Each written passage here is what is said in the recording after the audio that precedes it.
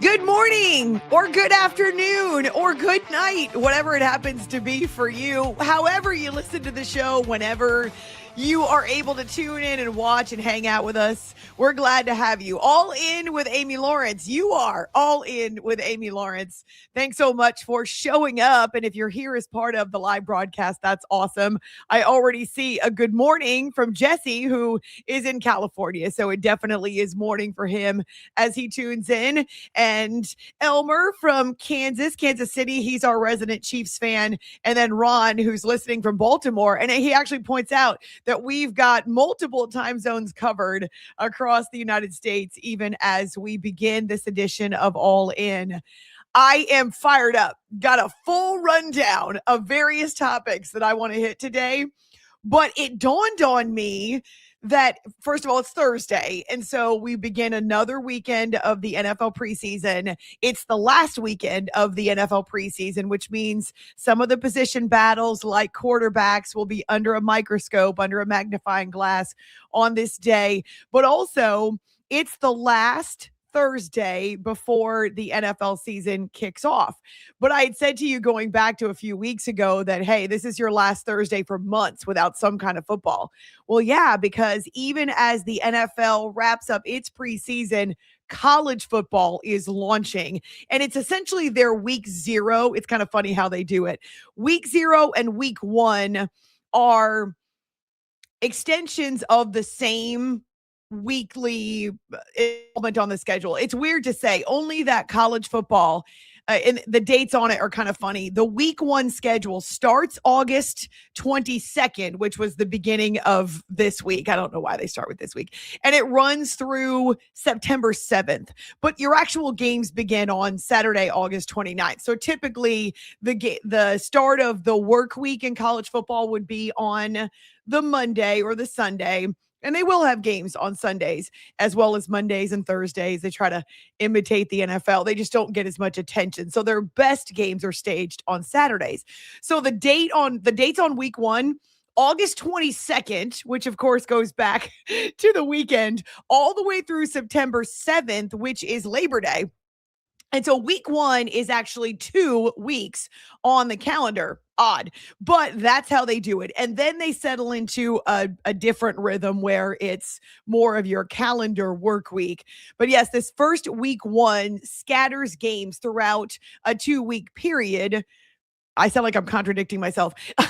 But the first actual games begin on this Saturday. So we are getting so close. And I've thrown a question out there on my Twix account, and I will throw it up on Facebook as well. But I'd really love to hear from you. If you're watching the show live or you're catching it after the fact, I'd love to know why you love college football. Why do you show up? Why do you watch the season, invest in the season, get excited about the season returning again? Because college football is nearly here. We've got a handful of games that come up this Saturday and then next Thursday, right? So as the NFL exits stage left from the preseason and ramps up to the start of the regular season, which this year is on a Wednesday, of course. It's following Labor Day. So you've got that one Thursday in there where the college football world can stage some really good games. And they do have a full slate coming up next Thursday, which, you guys, is actually September. How in the world that we got to September, I will never know. It blows me away that we're this close to Labor Day. And actually, Labor Day is late this year. I'm not complaining. I would take a break from triple-digit heat anytime now in the state of Texas, which reminds me, I have a story to share with you. But first, will you please let me know why it is that you love college football?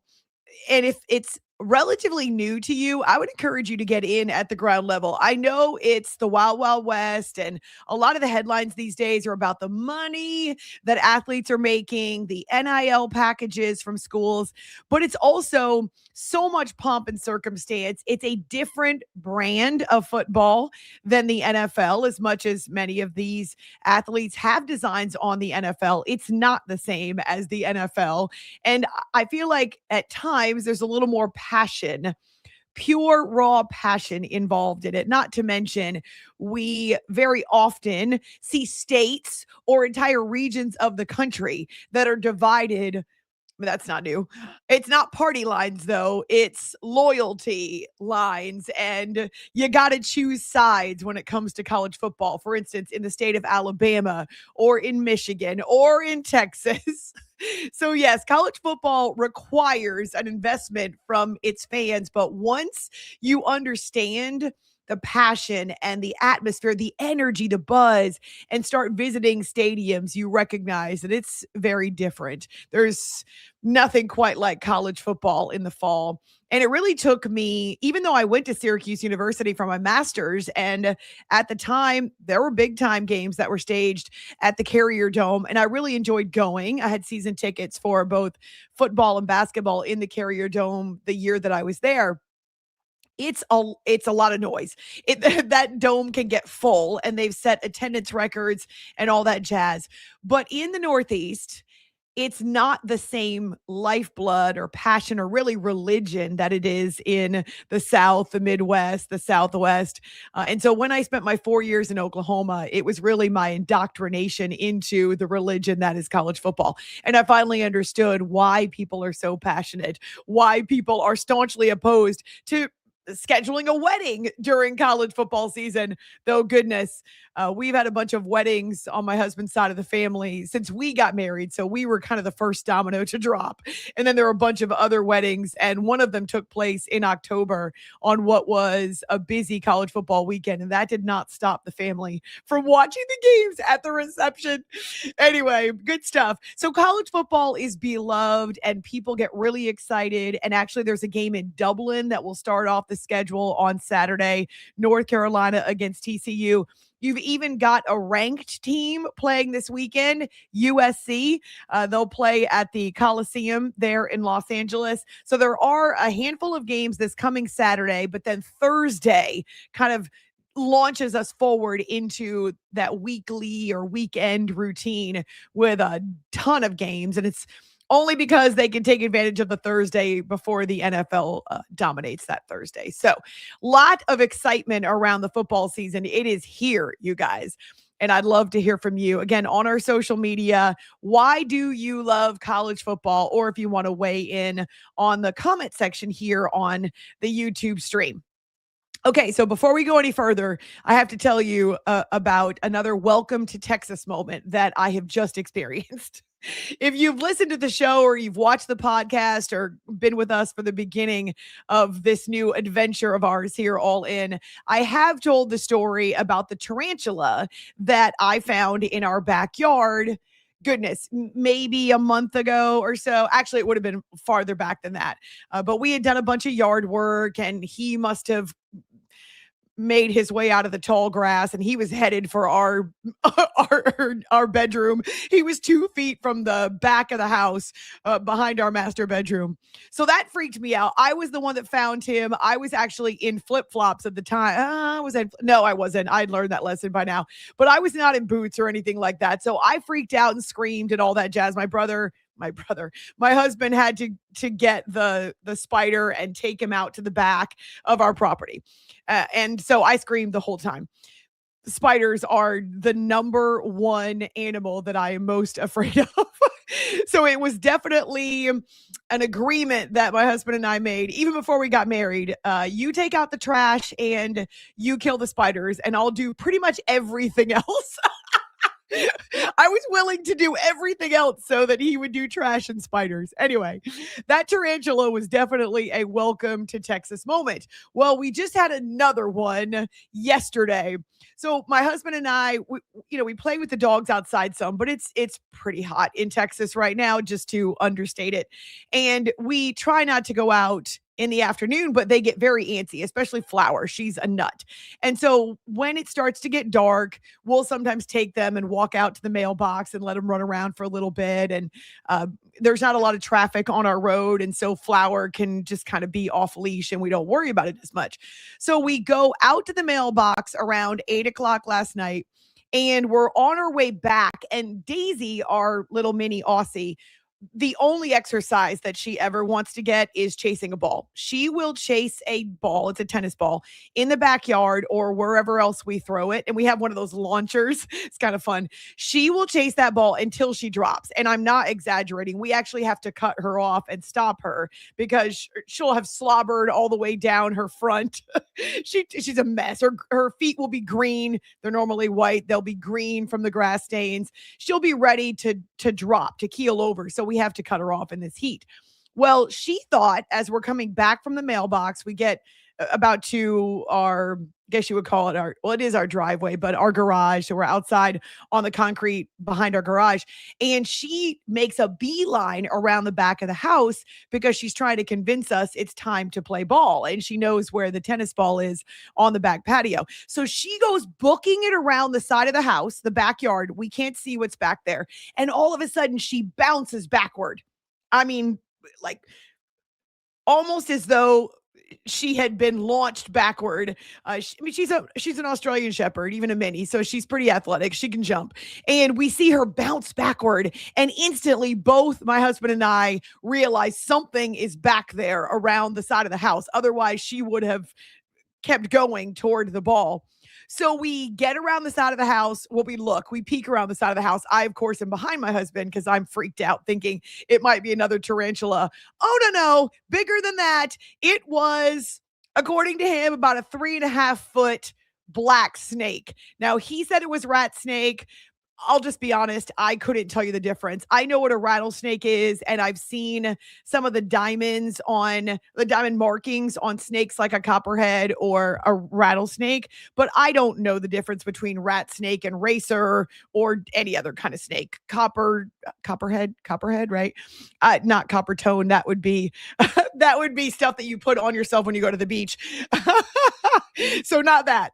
But I can't tell the difference between one snake or the next. So he said it was a rat snake.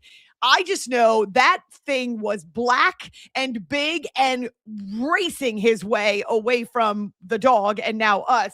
And so my husband yells right away, "Get the dogs inside," because Flower is the kind who would think that this was a game and she would go over and try to play with the snake, maybe stick her nose down by the snake and obviously don't want that. So I run inside to the garage with the dogs and get him in the house so that they're okay. He is now trying to follow the snakes, got to put on some boots. He pulls out, I think it's a rifle, pulls out a gun to try to get the snake. By the time he gets outside, the snake has already gone the length of the back of our house. I mean, it is moving and grooving, this snake. And it's over into our side yard, heading toward the neighbors, which obviously he's not going to be shooting a gun or trying to kill the snake toward the neighbor's barn. So we ended up just having to let it go. But I was worried that I was going to have nightmares about this snake because for the next hour and a half or so, I just kept seeing it slither through the grass in my mind. And why do they have to keep coming so close to our bedroom, these crazy critters? So that's the second snake that I've seen since I moved to Texas. The first one was the very first day that we got the keys. Talk about a legitimate welcome to Texas homeownership moment. But now I'm a little afraid.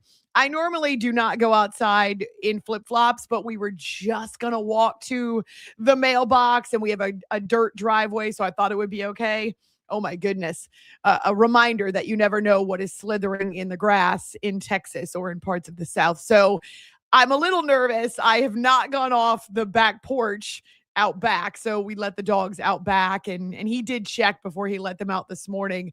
I was very vigilant on my walk this morning. I walked with a neighbor. Are you so proud of me?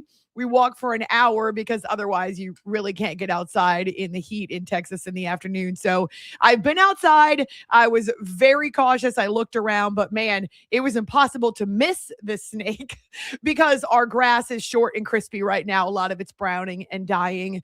And the snake was right off the corner of the house. So I've continued to tell Daisy how proud Mama is of her that she found the snake. Although my husband corrects me and said, no, she didn't find it. She just ran away from it. But we're really thankful that it wasn't Flower who went around the side of the house, because she would have been trying to play with the snake. And that's no good. No bueno. So I survived. I'm still here, despite the fact that we had a very large, icky black snake off the back of our home. But man, it threw me for a loop. It did not give me, thankfully, it did not give me nightmares last night, but I wasn't sure I was going to be able to forget about the snake. And this morning I was looking for him, just wondering. I asked my husband, is he going to come back? No. I don't, do we know the habits of snakes? So thankfully, we've not seen him yet on this Thursday. I'd like this to be a snake-free zone, if you don't mind. Whew. All right. So that was the excitement of the start of today. I know that's probably more excitement than you needed, and certainly more than I needed on a Wednesday night.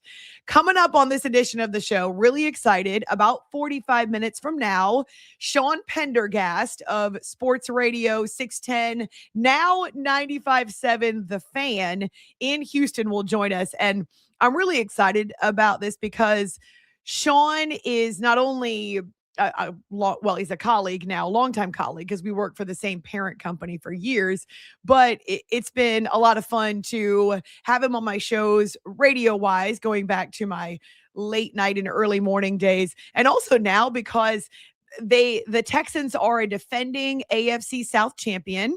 They've got a defense that strikes fear into quarterbacks and running backs and opposing offenses.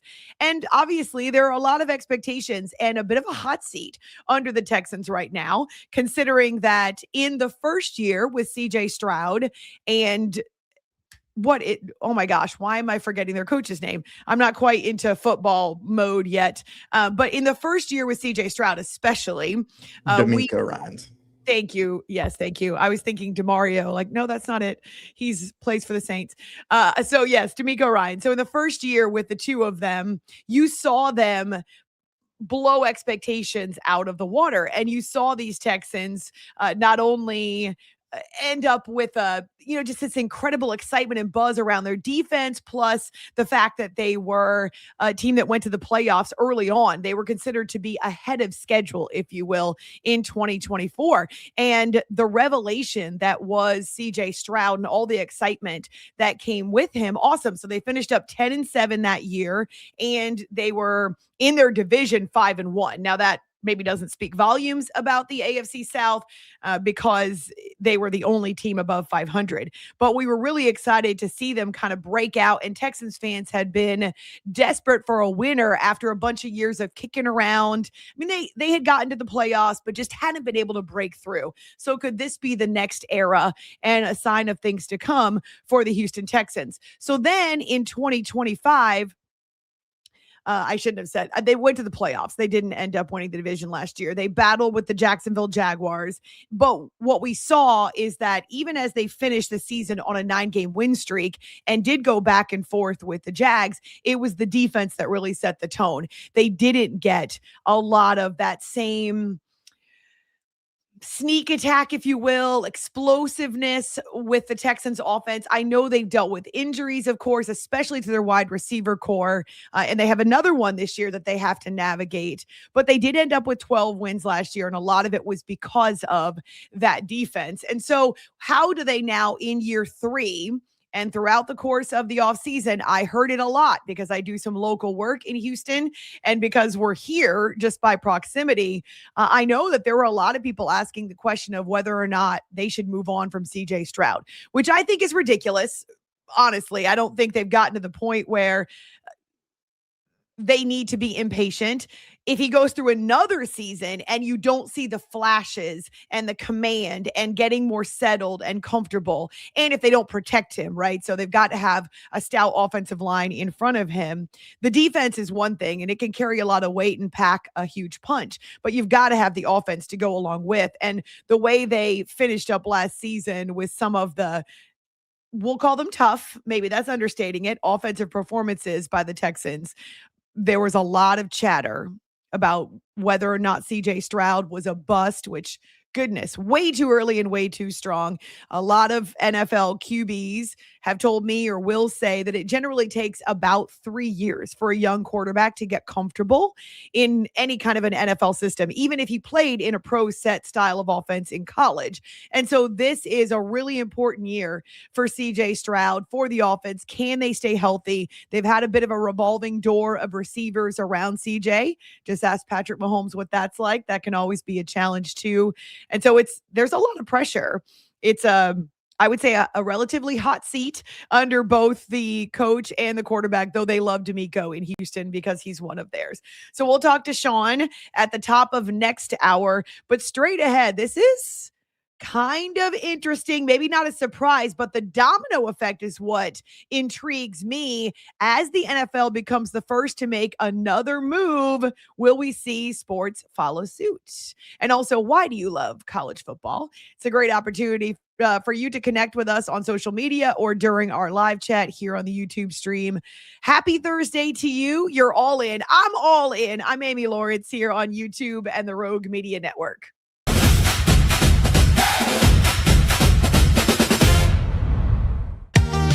Summer isn't over yet. Make every last splash count at Waco Surf. Catch perfect waves, float the lazy river, or relax on the beach while the kids make unforgettable memories. Stay in their hotel or private cabins, or hook up with your RV. Located just 90 miles from Dallas and Austin, set on 450 acres in the heart of Texas, Waco Surf is unlike any other water park around. Before school starts, give your family one more epic adventure. WacoSurf.com. Book your stay today and catch a wave. It's the premier charity event of the year, the 2026 Central Texas Cattle Barons Ball, presented by Ascension Providence. A fun evening filled with great food and drink, dancing, a spectacular auction, and more. This year's theme is Nashville Nights, Neon Lights, and Bullfights. Get your tickets now, donate, or be a sponsor. Help support the American Cancer Society to find a cure. The 2026 Central Texas Cattle Barons Ball, October 24th at MCC Highlander Ranch. For more information, go to centraltexascattlebaronsball.org.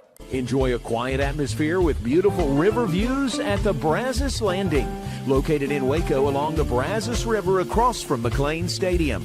Enjoy homemade dishes like shrimp and grits, chicken piccata, braised short ribs, prime New York steaks, and more.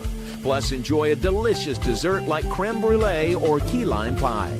Open for lunch and dinner Tuesday through Sunday. Brazos Landing in Waco, the only place where I-35 and the Brazos River meet. Lake Waco Golf Club is a semi-private facility nestled along the north point of Lake Waco, one of the few facilities in Texas to have a full 18-hole regulation golf course as well as an executive 18-hole par 3 golf course. Plus, check out their bar and grill, which is open to the public. And if you're not a golfer, then enjoy time by the pool or even enjoy fishing around Lake Waco. Become a member today and call to book your tee time. Lake Waco Golf Club, where family and friends fun begins. Check them out at lakewacogc.com for more information. I know you're gonna love this Kodak Dot Plus printer. You guys just connect it to your smartphone and then you're gonna use the Kodak Photo Print app. It's going to print you a 4x6 photo. I am just in awe. I love how these turned out. Also, the printer comes with a free cartridge of 10 photo sheets. I can assure you, you are going to love this printer as much as my family has. You guys have to check it out for yourself. Farmhound's approach is a little different than a traditional treat company. We get to work with local farmers who are putting everything they can into regenerative farming. From the soil to the animals to the ecosystem. They care about how animals are raised and how we treat the earth. It's not just product, but it's part of that story. It's connected to just a whole lot more.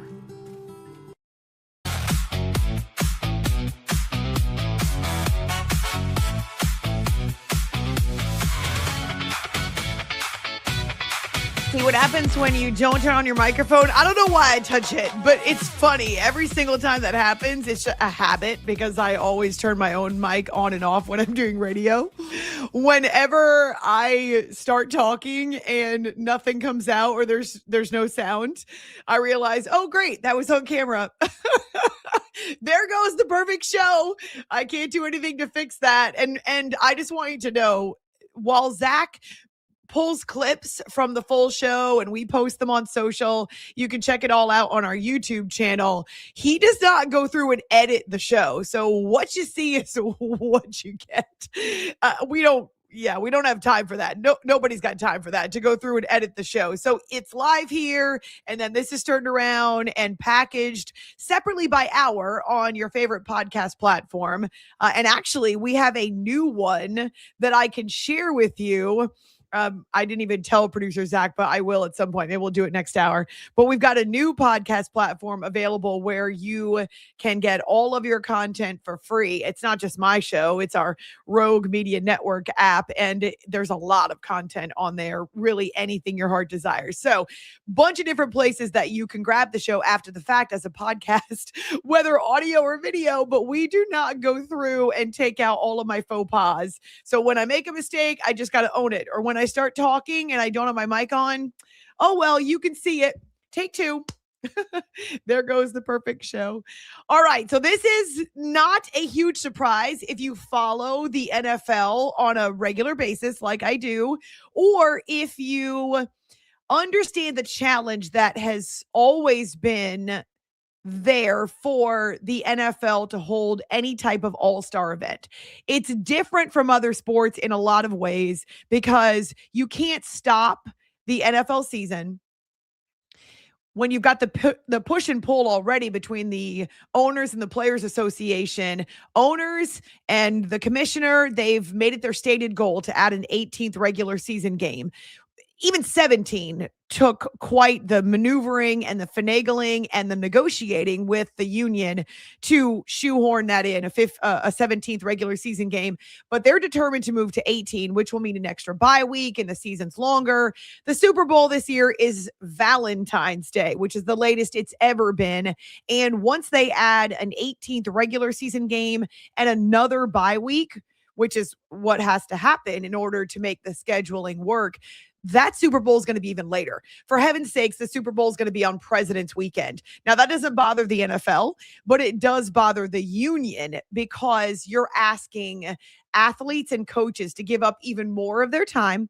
Will they be royally compensated for it? Yes. But that wear and tear, the injuries, the violent nature of the game is such that you never really recover over the course of a season when you're still playing. And obviously the goal is to get to the postseason. And if you've got a season that begins with training camp in July and you make it to the Super Bowl and you aren't done playing until essentially the end of February, that's a lot to ask and not a lot of recovery time after all those games on your body. Again, no one's complaining. Well, okay, there's some complaining. The union does not want to see an 18th regular season game. But the issue is that how do you get players excited about participating in another game that would be your all-star affair or your Pro Bowl in the case of the NFL? And the challenge has always been, where do you put it? And you may know this because of the fact that the NFL has tinkered with the schedule multiple times, not just the schedule, but the location. And the fact that very often the best players in the league are part of the Super Bowl, so they're not participating. You can't put it in the middle of the season like the NBA, the NHL, the WNBA, Major League Baseball, because not only will players not want to be part of it, but at the same time, you can't ask them on a day off to travel to Hawaii or to pick up and go to Florida or whatever is the case.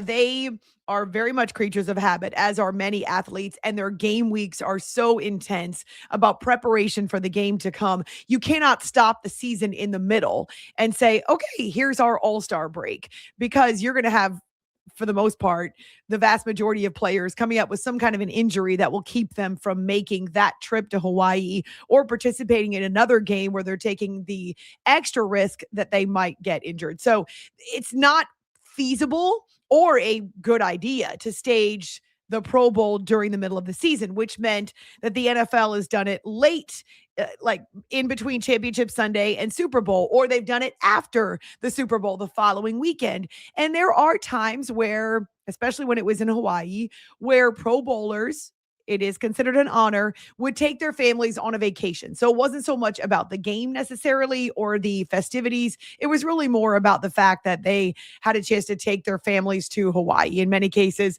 having not been there before. And once the season is done, there's so much intensity and pressure and stress.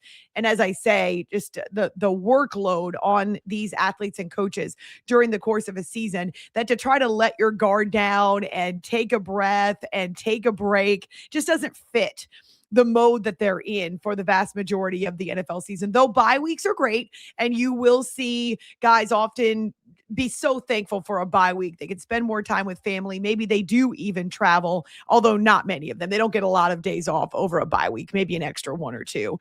But when it comes to the Pro Bowl, they love seeing either former teammates or being on the same team as someone they admire, generally have to go up against, but now get the chance to have fun and spend time with other Pro Bowlers from the league. And recently, of course, they turned it into a flag football and skills competition. Okay. So no pads, no helmets, just an opportunity to go out there and kind of flash your skills. And the Mannings, Peyton and Eli, were the captains, and they would pick their teams or, their different flag football groups, and they'd throw them out there. And so the first year of the flag football, I did watch only because I wondered what it would be like. And I thought it was mildly entertaining. But I'll be perfectly honest, I generally forget the Pro Bowl is going on, because in between AFC and NFC Championship weekend and the Super Bowl, so much of the sports media, and so much especially of the media that covers the NFL, not only are you taking a breath, but you're making preparations to travel. So a lot of times over the past 15 years, I've been to the vast majority of Super Bowl weeks. So you're making preparations to travel to Radio Row. You've essentially got the vast majority of the media descending on the site of the Super Bowl, not to mention vendors and corporate partners. And of course, the NFL moving its operations to the site of the Super Bowl city, which this year is LA. And so to have the Pro Bowl on that off Sunday, while it might be fun for fans, and I hope it has been fun in the past for some of the athletes, really, I forget all about it. And I don't remember the last time I actually even talked about it outside of when it did move to the flag football game, and I just gave my initial impressions of it. But I don't watch as a member of the media, and it's clear by the declining ratings that very few fans were interested in it. So here we come to this decision made at the annual owners meetings, which are taking place actually this week, right before the season kicks off. One of the major items on the agenda was to approve the owner of the new owner of the Seahawks, and the sale for $9.612 billion. And that has been approved. And so there is a new owner in the NFL fraternity. But the other major headline is that they have done away with the Pro Bowl. They will still designate players Pro Bowlers. And so there is that honor associated with a player. And it's kind of neat because it's partly determined by peers and others who are in the league, the guys that you match up against or the guys that you're competing with. It is an honor for these men to be named as Pro Bowlers. And it sometimes, I wouldn't say in every contract, but in some contracts, being named a Pro Bowler means you get a bonus or a raise that kicks in. So it's that incentive as well. But more and more, there is waning interest in any kind of a competition. And the athletes themselves, while the first time it's kind of fun, maybe the second time, if it's a new team, really their interest has waned too. And so the NFL is taking this step to eliminate the Pro Bowl. So no AFC versus NFC, though there'll be some kind of an in-person party or maybe an award ceremony in LA. Instead of holding the game, they will honor the Pro Bowlers. I don't know how many guys will show up for that unless it's some special award. And so it's kind of interesting to think about. It is a long-standing tradition. It'll be weird not to have a Pro Bowl game, though, like I said, it's kind of fallen into a ditch. But the NFL had played a traditional Pro Bowl game in some way, shape, or form, going back to the late 1930s, outside of the 1 year with the COVID pandemic. They didn't do it in 2021. But they've had this flag football iteration. They've had dodgeball. They've had skills challenges. But none of it has really increased the interest of football fans. And so they're getting rid of it. And I wonder whether or not we'll see other sports follow suit. So I've kind of thought about the different sports, and the huge major difference, again, is the fact that the Pro Bowl was held at the end of a season when guys are just tired, or they're injured, or they're not interested in traveling again. They've already spent so much time away from their families. Football's been all consuming for them since July. They're worn out and they want a break. And there's nothing wrong with that. Football requires all of them, physically, mentally, emotionally. It can take a toll. And so these guys need a break and need a rest. And so I'm not at all surprised that the NFL made this move, but the big difference is that for the NBA, the NHL, Major League Baseball, the WNBA, the All-Star competitions come during the season. Now, you have your challenges there as well. Of course, you always have athletes who will bow out of the All-Star competition or being part of All-Star weekend or the festivities because they're injured or they just don't want to go. Let's be perfectly frank about this. LeBron's talked about it in the past. He doesn't really care about going to an All-Star competition. He'd rather be home. In fact, he said the same thing about playing on Christmas Day. So there are grizzled veterans, if you will, who would rather take that week off. And to that end, the NBA has extended the break so that now even those athletes who participate in the All-Star weekend do actually get a few days off. They don't get the same amount of time off. Major League Baseball has instituted rules where if you don't participate in the actual All-Star game when you're voted in, then you have to miss time on either side of the break. So you can't fake an injury. They require that if you're going to miss the All-Star festivities, that it means you're actually hurt. And so they require that you miss a game or a start on either side of the All-Star break. So they're trying to prevent, each of these sports, trying to prevent athletes from just blowing it off because it's fan voted in many cases. And they recognize that this is their one chance to have this collection of superstar power, the brightest faces, the biggest stars, the most outrageous talent. And so they take it seriously. But it matters more, I think, and people are more interested when it's in the middle of the season. But that's not feasible for the NFL. They can't extend the schedule any more than they already have. And as we've talked about, you're not going to add a game in the middle of an NFL season that is so all consuming and so much is required of you already when you participate in it. So I don't think other sports will follow suit. And think about it from the perspective of each of the individual sports. The Major League Baseball All-Star Game is the only one that I actually watch. I love the Major League Baseball All-Star Game for one reason, because you actually get the one-on-one competitions that you crave. You actually have to see the best, well, not have to see, you actually see the best aces and the best pitchers going against the best hitters and that battle of wills and wits, and someone's got to win. Why? Because it's not a time sport. You have to get 3 outs.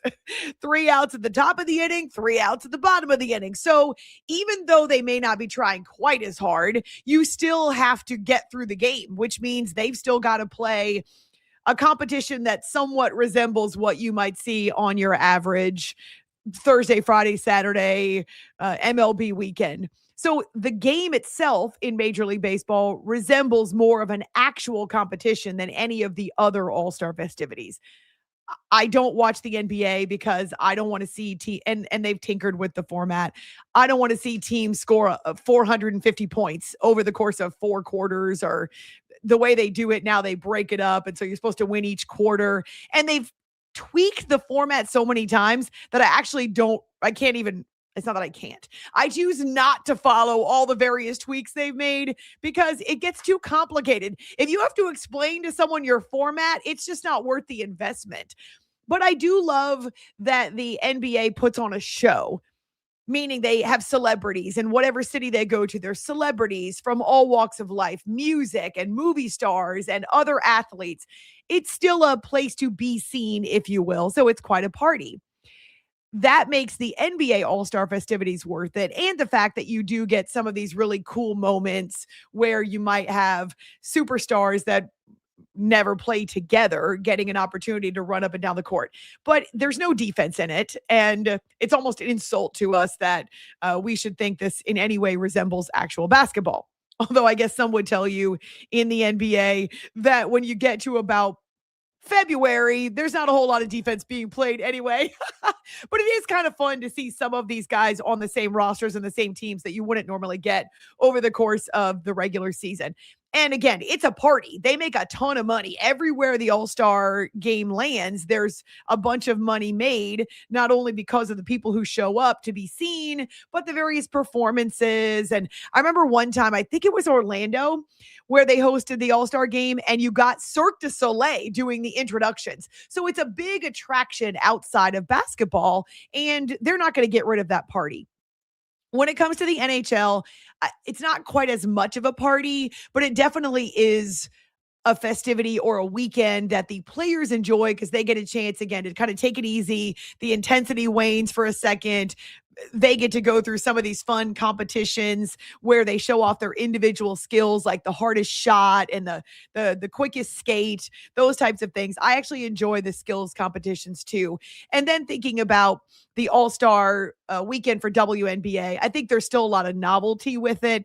Not that it hasn't been going on over the course of the 30-year lifespan of the WNBA, but not a whole lot of people were paying attention to it. And now that you do have stars that have become more household names like Caitlin Clark and Asia Wilson and Nafisha Collier and Brianna Stewart, and I mean, go on and on. I could name a ton of them, Kelsey Plum and whoever else.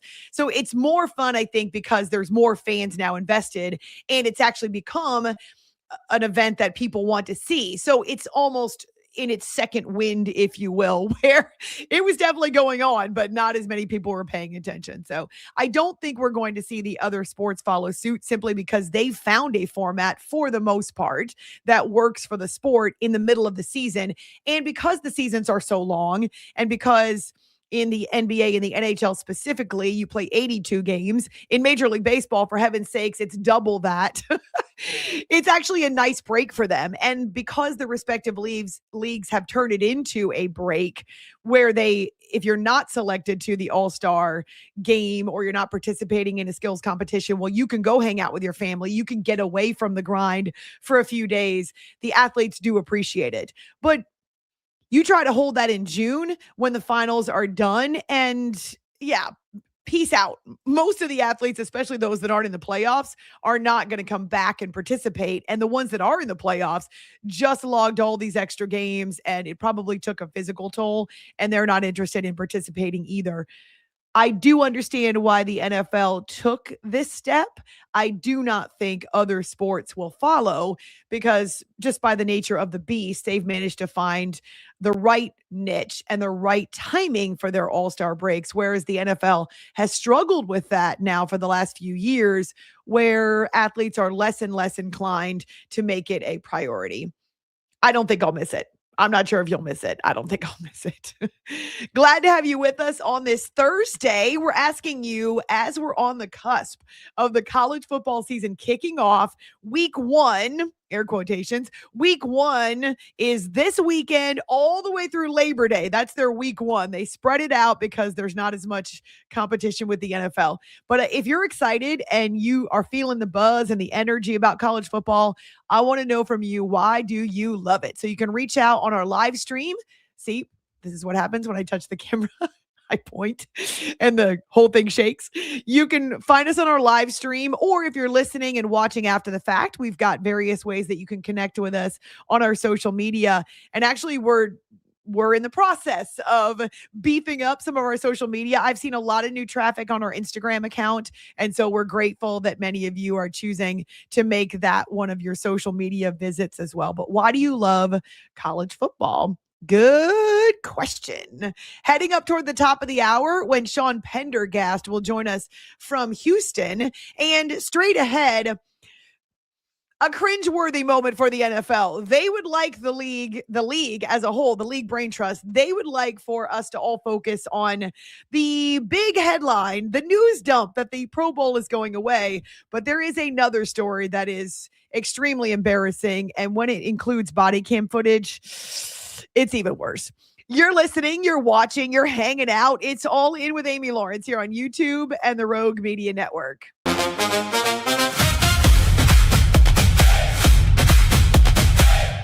Lake Waco Golf Club is a semi-private facility nestled along the north point of Lake Waco, one of the few facilities in Texas to have a full 18-hole regulation golf course as well as an executive 18-hole par 3 golf course. Plus, check out their bar and grill, which is open to the public. And if you're not a golfer, then enjoy time by the pool or even enjoy fishing around Lake Waco. Become a member today and call to book your tee time. Lake Waco Golf Club, where family and friends fun begins. Check them out at lakewacogc.com for more information. Summer isn't over yet. Make every last splash count at Waco Surf. Catch perfect waves, float the lazy river, or relax on the beach while the kids make unforgettable memories. Stay in their hotel or private cabins, or hook up with your RV. Located just 90 miles from Dallas and Austin, set on 450 acres in the heart of Texas, Waco Surf is unlike any other water park around. Before school starts, give your family one more epic adventure. WacoSurf.com. Book your stay today and catch a wave. It's the premier charity event of the year, the 2026 Central Texas Cattle Barons Ball, presented by Ascension Provident. A fun evening filled with great food and drink, dancing, a spectacular auction, and more. This year's theme is Nashville Nights, Neon Lights, and Bullfights. Get your tickets now, donate, or be a sponsor. Help support the American Cancer Society to find a cure. The 2026 Central Texas Cattle Barons Ball, October 24th at MCC Highlander Ranch. For more information, go to centraltexascattlebaronsball.org. Enjoy a quiet atmosphere with beautiful river views at the Brazos Landing, located in Waco along the Brazos River across from McLean Stadium. Enjoy homemade dishes like shrimp and grits, chicken piccata, braised short ribs, prime New York steaks, and more. Plus, enjoy a delicious dessert like creme brulee or key lime pie. Open for lunch and dinner Tuesday through Sunday. Brazos Landing in Waco, the only place where I-35 and the Brazos River meet.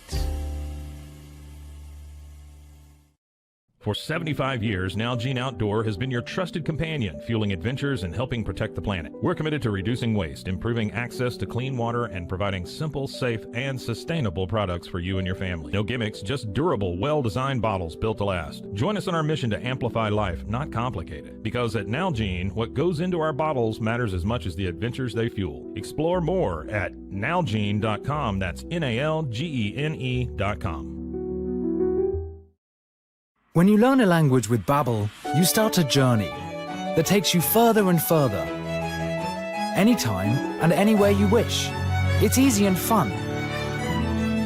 Broadens your horizons and keeps your brain fit. A journey into new thoughts, new cultures, new adventures. So what are you waiting for? Start your journey with Babbel now. Go to babbel.com or download the app.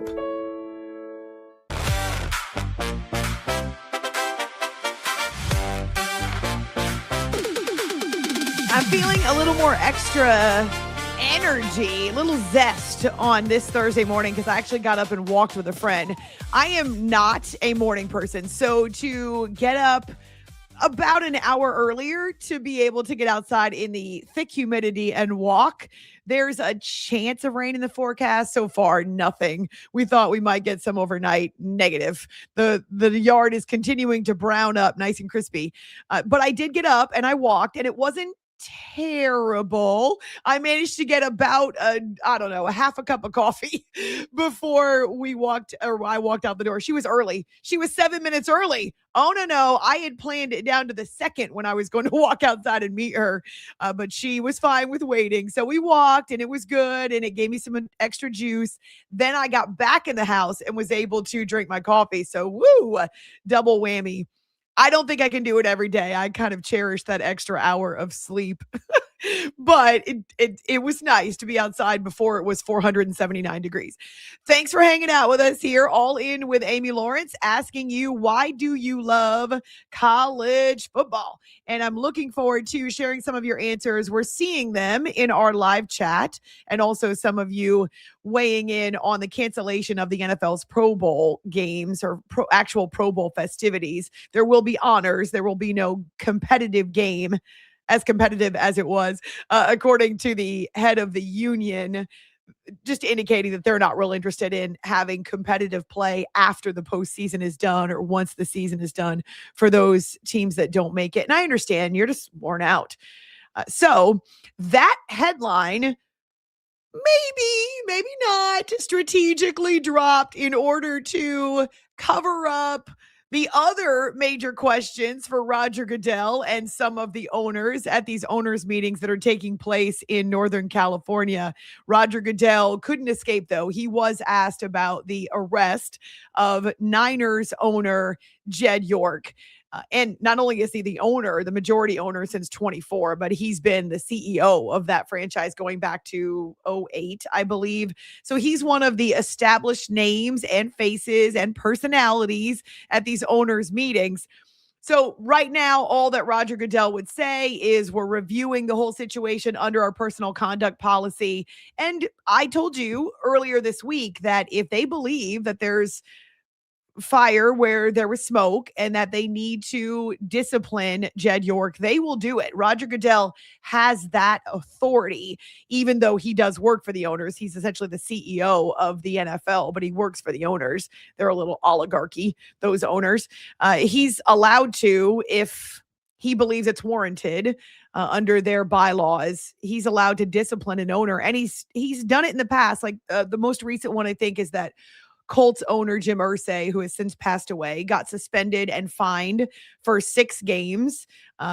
It's like a $500,000 fine. He got suspended for 6 games because he was driving while impaired going back in 2014. And so he ended up serving a 6-game suspension. As for Jed York, I am in no way excusing him, so please don't misunderstand me when I tell you that these are misdemeanor charges, okay? I don't think that negates how embarrassing this is for Jed York, for his family, for the NFL, but they are misdemeanor charges. I don't know if that weighs on the commissioner or his disciplinary committee or how they look at it. I would think that if you engage in behavior that makes your name and the NFL a headline for all the wrong reasons, that yeah, at the very least, there should be a fine. So by now you've probably heard that Jed York was arrested in a mobile home park, but this was a human trafficking task force who was running a sting, a prostitution sting. So there was an officer posing as a prostitute online, and York ended up, according to the police reports, pinging her. That's the word that they used, pinging this woman that he thought was a prostitute 3 times and continuing to ask her whether or not she was available and could she meet. Well, he shows up at the mobile home park and he gets arrested, and the body cam footage is out there. Oh my gosh, you guys, I tried to watch it. I watched as much as I could before I just couldn't watch anymore. It's really embarrassing. It's cringy. It's not that I think he should be protected or that the whole thing should be covered up. Good for TMZ, good for the California Post. Those are the 2 outlets that obtained the body cam footage and put it out there. It's obviously a major, major issue, and a heartbreaking one at that, when it comes to human trafficking in our country. And very often, those who are prostitutes are being run by either a ring or a pimp, someone who controls them. A lot of times there's drug and alcohol abuse involved, but it can be young children and young girls. And so human trafficking needs to be dealt with. I'm in no way excusing him at all. Just the body cam footage, I could only watch so much of it because it's so cringy. I'm embarrassed for him, of course, but also outraged that this owner would somehow think that he could get away with it in his $160 and all the money that he has, millions and millions of dollars. And somehow this was how he thought that he wanted to spend his time and money. Not just that, but everything online is tracked these days. You cannot hide any of your online activity. Somehow he thought he was above the law. So Jed York spent the 1 day in jail. The prostitution charge was changed to a misdemeanor disorderly conduct charge. It's too late now. Everybody knows what that initial charge was. And the other one that I wasn't sure about was something called possessing criminal tools. As it turns out, if you use your cell phone to respond to an online prostitution ad, well, then that's using criminal tools because it's a tool and it's criminal activity. So he has he's pled. He's got a plea that requires 2 days in jail, some other online courses that he has to go through as part of these misdemeanor charges. I hope that the NFL makes an example of him, just like it did with Jim Irsay. I don't think this should be swept under the rug. I don't think that Jed York, whether he's a first-time offender or he has a history of this, I do not think that he should be allowed to get off with just these misdemeanor charges and a couple days in jail. No, I think as an NFL owner, not only is your name extremely recognizable across the country, you've embarrassed your league. You've put your league in a negative spotlight with all this negative attention, but how about your franchise and the integrity of the family that's owned that franchise for a long time? And then, of course, we come to the part about the actual, had it been a woman or had it been a real prostitute whose ad he was answering, you're contributing to an industry that is degrading not just to women, but to humans in general. And it needs to be stopped. It's one of the major problems facing the United States of America and other countries around the world. It's not just the US.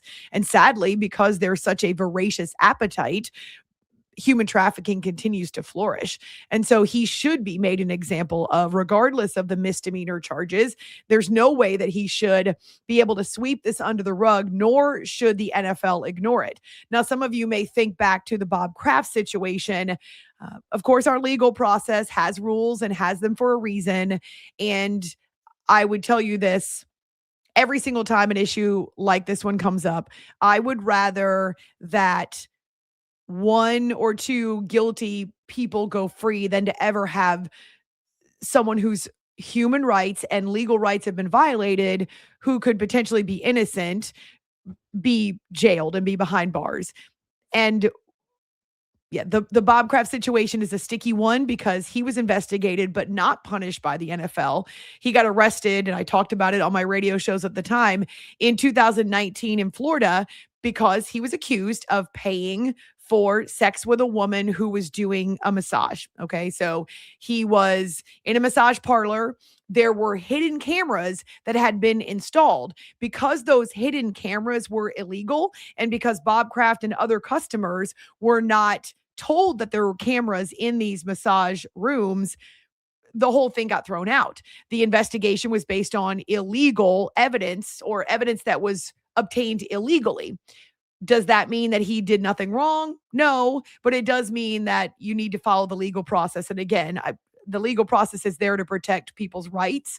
And I don't think that investigators, law enforcement should be able to usurp our basic rights, like our right not to be filmed without our consent or without our notice, just so that you can put some bad people behind jail, or you can make an example of people who've engaged in criminal activity. So yeah, I know people come back to this. The NFL did not take action because the charge was later dropped and those hidden cameras were not supposed to be there. Also, he denied it. So without a further investigation and evidence, I don't know what more you can do with it. It did embarrass the league. I will tell you that up front. I spent multiple weeks, and then every time it would come up, I would talk about it on my show.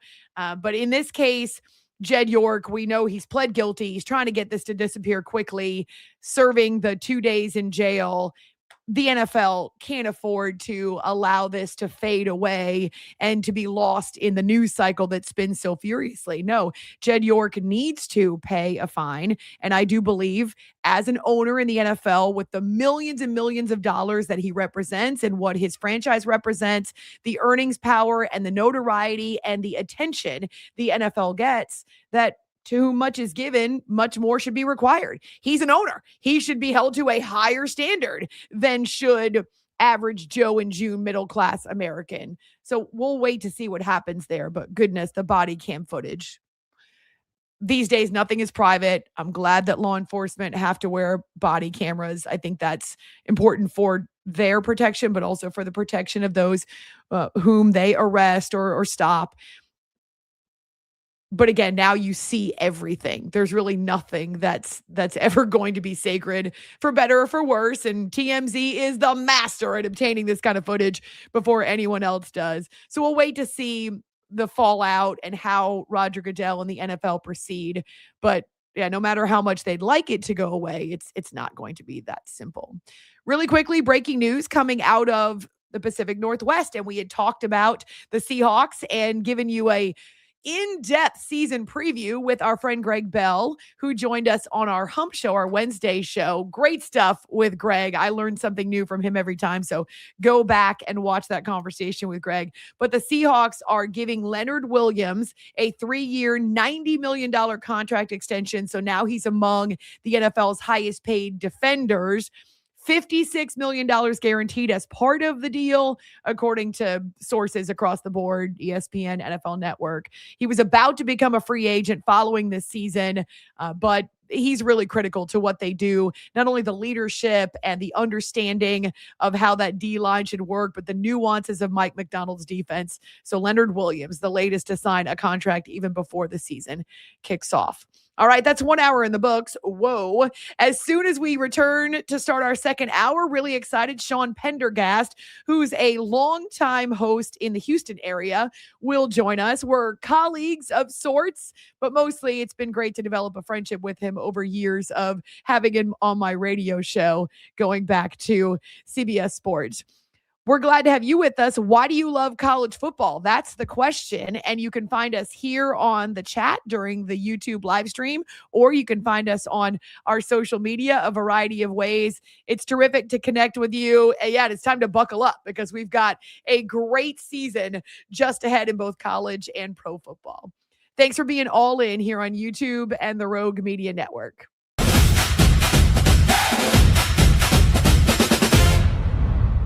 Enjoy a quiet atmosphere with beautiful river views at the Brazos Landing, located in Waco along the Brazos River across from McLean Stadium.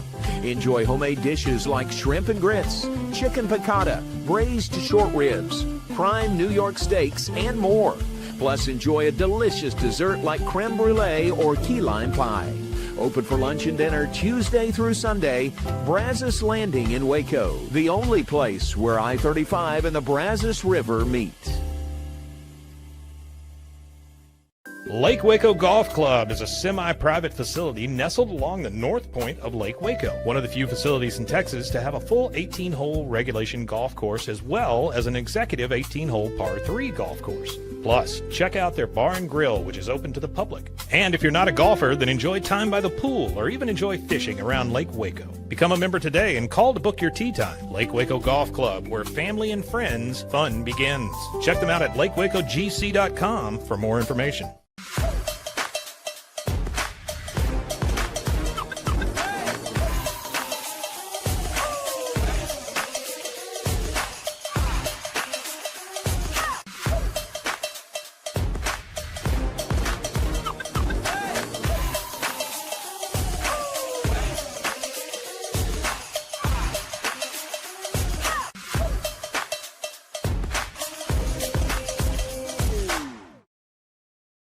Farmhound's approach is a little different than a traditional treat company. We get to work with local farmers who are putting everything they can into regenerative farming. From the soil to the animals to the ecosystem. They care about how animals are raised and how we treat the earth. It's not just product, but it's part of that story. It's connected to just a whole lot more.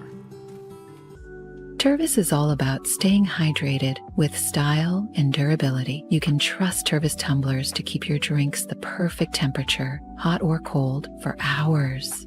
From the classic insulated tumblers to sleek stainless steel water bottles, each product is built to last and comes in endless designs to match your personality. Stay refreshed and express yourself with Tervis.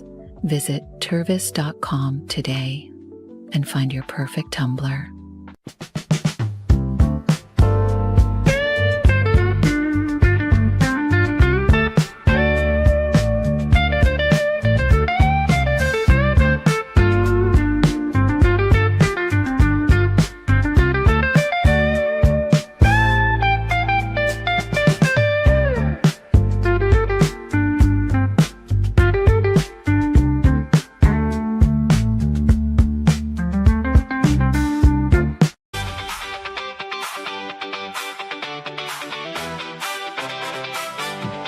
That was a quick hour. Glad to have you with us. Happy Thursday, but pretty soon it'll be happy almost Friday. A couple more hours and we'll be there. Thanks for being all in as we get ready to kick off the college football season. It's coming, you guys. It's close. We're asking you, why do you love college football? It's decidedly different than the NFL, and it's a lifeblood in many parts of the country. So why do you love college football? Hour number 2, really excited to welcome a friend, a longtime colleague, and he's a guy that I always appreciate his humor, so he better be funny on this appearance of All In. I'm teasing. Sean Pendergast, so happy to welcome you to the show for the first time. And it's weird, I'll tell you, Sean, as I'm getting used to the camera, and I'm not used to it yet. Now, instead of just hearing my guests, I'm seeing them for the first time while I'm talking to them, so I hope it doesn't scare you that you have to look at me while we're doing the show. Not at all. Not at all. No, you look great. It's good to talk to you, Amy. You too. And congratulations. The big move for what was Sports Radio 610 now to the Fan 95.7 in Houston. How's that been? Yeah, it's going great. I'm just, I'm singing a lot more songs on the air to cater to the FM crowd, wearing shades on the air, to cater to the younger crowd and things like that. So, no, it's been great. It's really fun having people come up to you when you're out and about going, it's really good to be able to hear you now. Yes, outside the parking lot. Yeah, in the park. That's the big thing. Even JJ Watt said that. JJ was our first guest that we had on when we flipped over. Yeah, so we flipped over during my show that I do with Seth Payne every day at 8:00 in the morning. That was when we made the switch on August 13th, and our first guest was JJ. And we're running a promo now where he said that exact same thing that you just said at the end of the conversation. He was talking about how great it is. You guys have entertained me for all these years. I can hear you when I'm in a garage now. I'm like, yes, bingo, promo right there. Amazing. Yep. Well, just as you're mentioning JJ, what a neat opportunity for him to take over and be part of that #1 broadcast team on CBS. You know him. You've covered his career. Even after he left Houston, he's so synonymous with Houston and with the people, and he does so much good there. How do you think he'll flourish in that role? I think he'll do great. I thought he would do great in the role he was in with Ian Eagle. I thought he was good in the few times he did the studio show the year before. The thing about JJ is he puts the work in to anything that he does. So, and I think the educated fans that watch on TV can tell the guys that are watching on a daily basis, going to the production meetings, talking to guys. The one thing about him getting bumped up to the #1 team on CBS that I was disappointed, it's probably too strong a word, because I was really happy for JJ. I thought he and Ian Eagle had such good chemistry on the games that they did. I thought they were a great duo. I think he and Kevin Harlan are neck and neck for me for best in the business right now. I think they're outstanding. I think Jim Nance is a legend and he's great too. And I think he and JJ are going to be awesome. But that was the thing. I'm like, I'm going to miss that pairing. And then come to find out CBS promotes another friend of our show, Ross Tucker, gets bumped up with Ian Eagle. He comes on our show every Tuesday. Ross does. So that was a nice, it was a really beneficial ripple effect. Your original question was about JJ. I think JJ's going to be great. I have great respect for him. I have a funny story about that actually. Like JJ, the one thing we're disappointed about in JJ getting bumped up is week 1. He would have been on the Buffalo Houston game in week 1. Instead, it'll be Ian and Ross, which is great. But JJ, the Texans are 4-0 in games that JJ did last year. They were undefeated.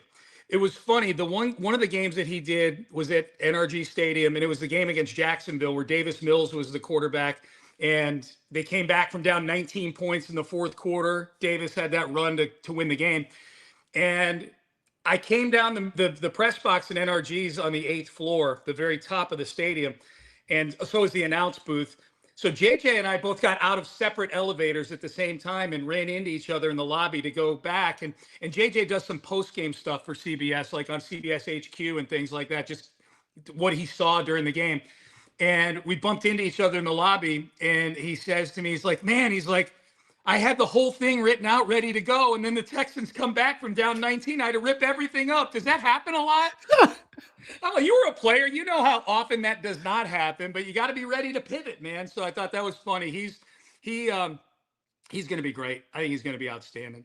It's funny to say because he obviously is a superstar veteran of the NFL. He's made a ton of money now. He's taking over this role, but he's so down to earth and normal, if you will. If you didn't know he was JJ Watt and he was rich and he was famous and he was accomplished, you would just enjoy hanging out with him and chatting over, a beer and some nachos. He seems so personable. Yeah, he's a great guy. I mean, we've been covering him obviously since 2011. I think some of that is just obviously he comes from a great family. And great upbringing, but he was a 2-star recruit coming out of high school. Like JJ is a guy who had to earn it. He went to Central Michigan as a tight end and then had to walk on at Wisconsin and of course became an All-American. And we know what he became in the NFL. He's a great dude. Just one other quick anecdote that kind of plays to what you're talking about. But when I texted him to come on and be our first guest, that's what I told him. I said, there's nobody more appropriate in Houston to be the first guest of the new station than you. I mean, he's the most meaningful athlete in the history of the city. And he texted back and he said, I would be honored. And then that was like a week or two before the launch of the new station. That morning, 8 a.m. He was coming on with us at 8:20. Seth Payne and I get a text from him, a group text at 7:30. There was practically a pep talk for the interview. He's like, guys, I'm looking forward to it. I got the hotline number ready to go. Let's go be great. It's an honor. This is a big day. A lot of work has gone into this. And I'm going, this guy's the greatest guy ever, man. He's the best. The leadership. You can tell the leadership is still there. He's still herding people, getting everybody ready to go. Yep. I love it. Well, let's talk about the current Texans defense because they were fierce a year ago, really set the tone. And as that division battle in the AFC South went down to the wire, Jaguars end up winning it. And a lot of questions were about the Texans offensively. But defensively, where have they taken a step forward this offseason as we get ready to kick off 26? Yeah, I would say that anybody who watched the Texans defense last year knows they were, if not the best, one of the 2 or 3 best in the league. But the things they were really focused on this offseason or going into this season, they gave up a lot of big plays. And a lot of that had to do with, they're solid personnel-wise almost everywhere in that defense last year. But that second safety spot that was supposed to be C.J. Gardner-Johnson, but he got cut 3 games into the year because he was not a great guy behind the scenes and was kind of going into business for himself a lot out there defensively. He was a big reason why they started 0-3 last year. He got cut. That safety spot turned into this revolving door of aging veterans and rookies and street free agents. And that was a big reason why the one Achilles heel the Texans had was giving up a lot of big plays. They signed Reed Blankenship off of the Philadelphia Eagles. And the thought is that he's going to really kind of do a couple of things, Amy. Hem things down back there to prevent big plays because he operates a lot like a green dot linebacker. Like he's a guy that gets guys organized and things like that. What that's going to allow is for Kalen Bullock, the third-year safety who's become one of the best ball hawks in the league, to really be more of that center fielder and not have to handle so much of the organizational duties in the secondary. So that's one area where they've upgraded personnel-wise. And then I think the other thing that they've done is the signing of Jadeveon Clowney a few weeks ago. The issues on this defense, there are almost no issues with the first layer of the depth chart. It's littered with Pro Bowlers and all-pro guys. But the depth on the defense, there were and probably still are some areas of concern. One of those was the defensive ends behind Will Anderson Jr. and Danielle Hunter, 2 of the best in the game, but the big drop-off after that. Signing Clowney, who lives in Houston still from when he was here back on his rookie deal back in the late teens, is huge. And Clowney, for the first time in years, wanted to sign so he could be in training camp. He's become sort of this soldier of fortune where he's on a different team every year, still a productive player. But he said in his press conference when he signed here, I wanted to get in early because I want to be in training camp. So I'm not looking at the guy next to me saying, where do I need to be on this play in week 1, that was happening in other places. And so that's been great. So he's been nursing a bit of a lower leg injury the last couple of practices. Nothing earth shattering. He'll be back. But the few practices where he was practicing, he looks like Clowney. And I said this, Amy, I said this on my show. We always talk about like, what's something you got to stop and watch? You know what I mean? Like, I can't go to the bathroom because this is about to happen on TV. For years, for me, it's been a Yordan Alvarez at bat. If Yordan's up, I'll hold it. I'll hold it and I'll wait and see what happens on TV. I think Yordan, even in this Triple Crown season that he's having, might get replaced by opposing teams of the Texans, 3rd and 12, backed up in their territory, and you got Will Anderson on a wide 9, you got Daniil Hunter on the other side, and you got Clowney, which they've been doing with him in training camp, kind of roaming over the guard in the center in a 2-point stance, which is what Bill O'Brien and Romeo Crennel used to do with him back when he was here the first time. He looks good, and they were doing some of that with him in practice, and he was making life. I think he's half the reason Wyatt Teller's running with the second string right now. It's because of Clowney just burying the interior of that offensive line. So I think there's not a lot to improve on with this defense. They're great at most of what they do, but I think the pieces that they've picked up in Blankenship and Clowney really shore up a couple of areas for them. I was pretty blown away. I will be honest, when we moved to Houston in November, so we were here for the off season and even doing some work with you all at what is now the Fan 95.7, but finding out that there were questions about whether or not CJ Stroud is a bust and that whole project should be abandoned. As you look back over last season, how do you pinpoint some of the issues that he ran into? Yeah, I think some of it is CJ related himself, and I'll get to that. I think the biggest thing with CJ from an environment standpoint is since he got here in 2023, they've never had a good running game. Never. I know Joe Mixon had a big season, the one season he played for the Texans, but if you watched every Texans game, a lot of the yards Joe Mixon got was just Joe Mixon going and being Joe Mixon. It was not a well-blocked running game and has not been.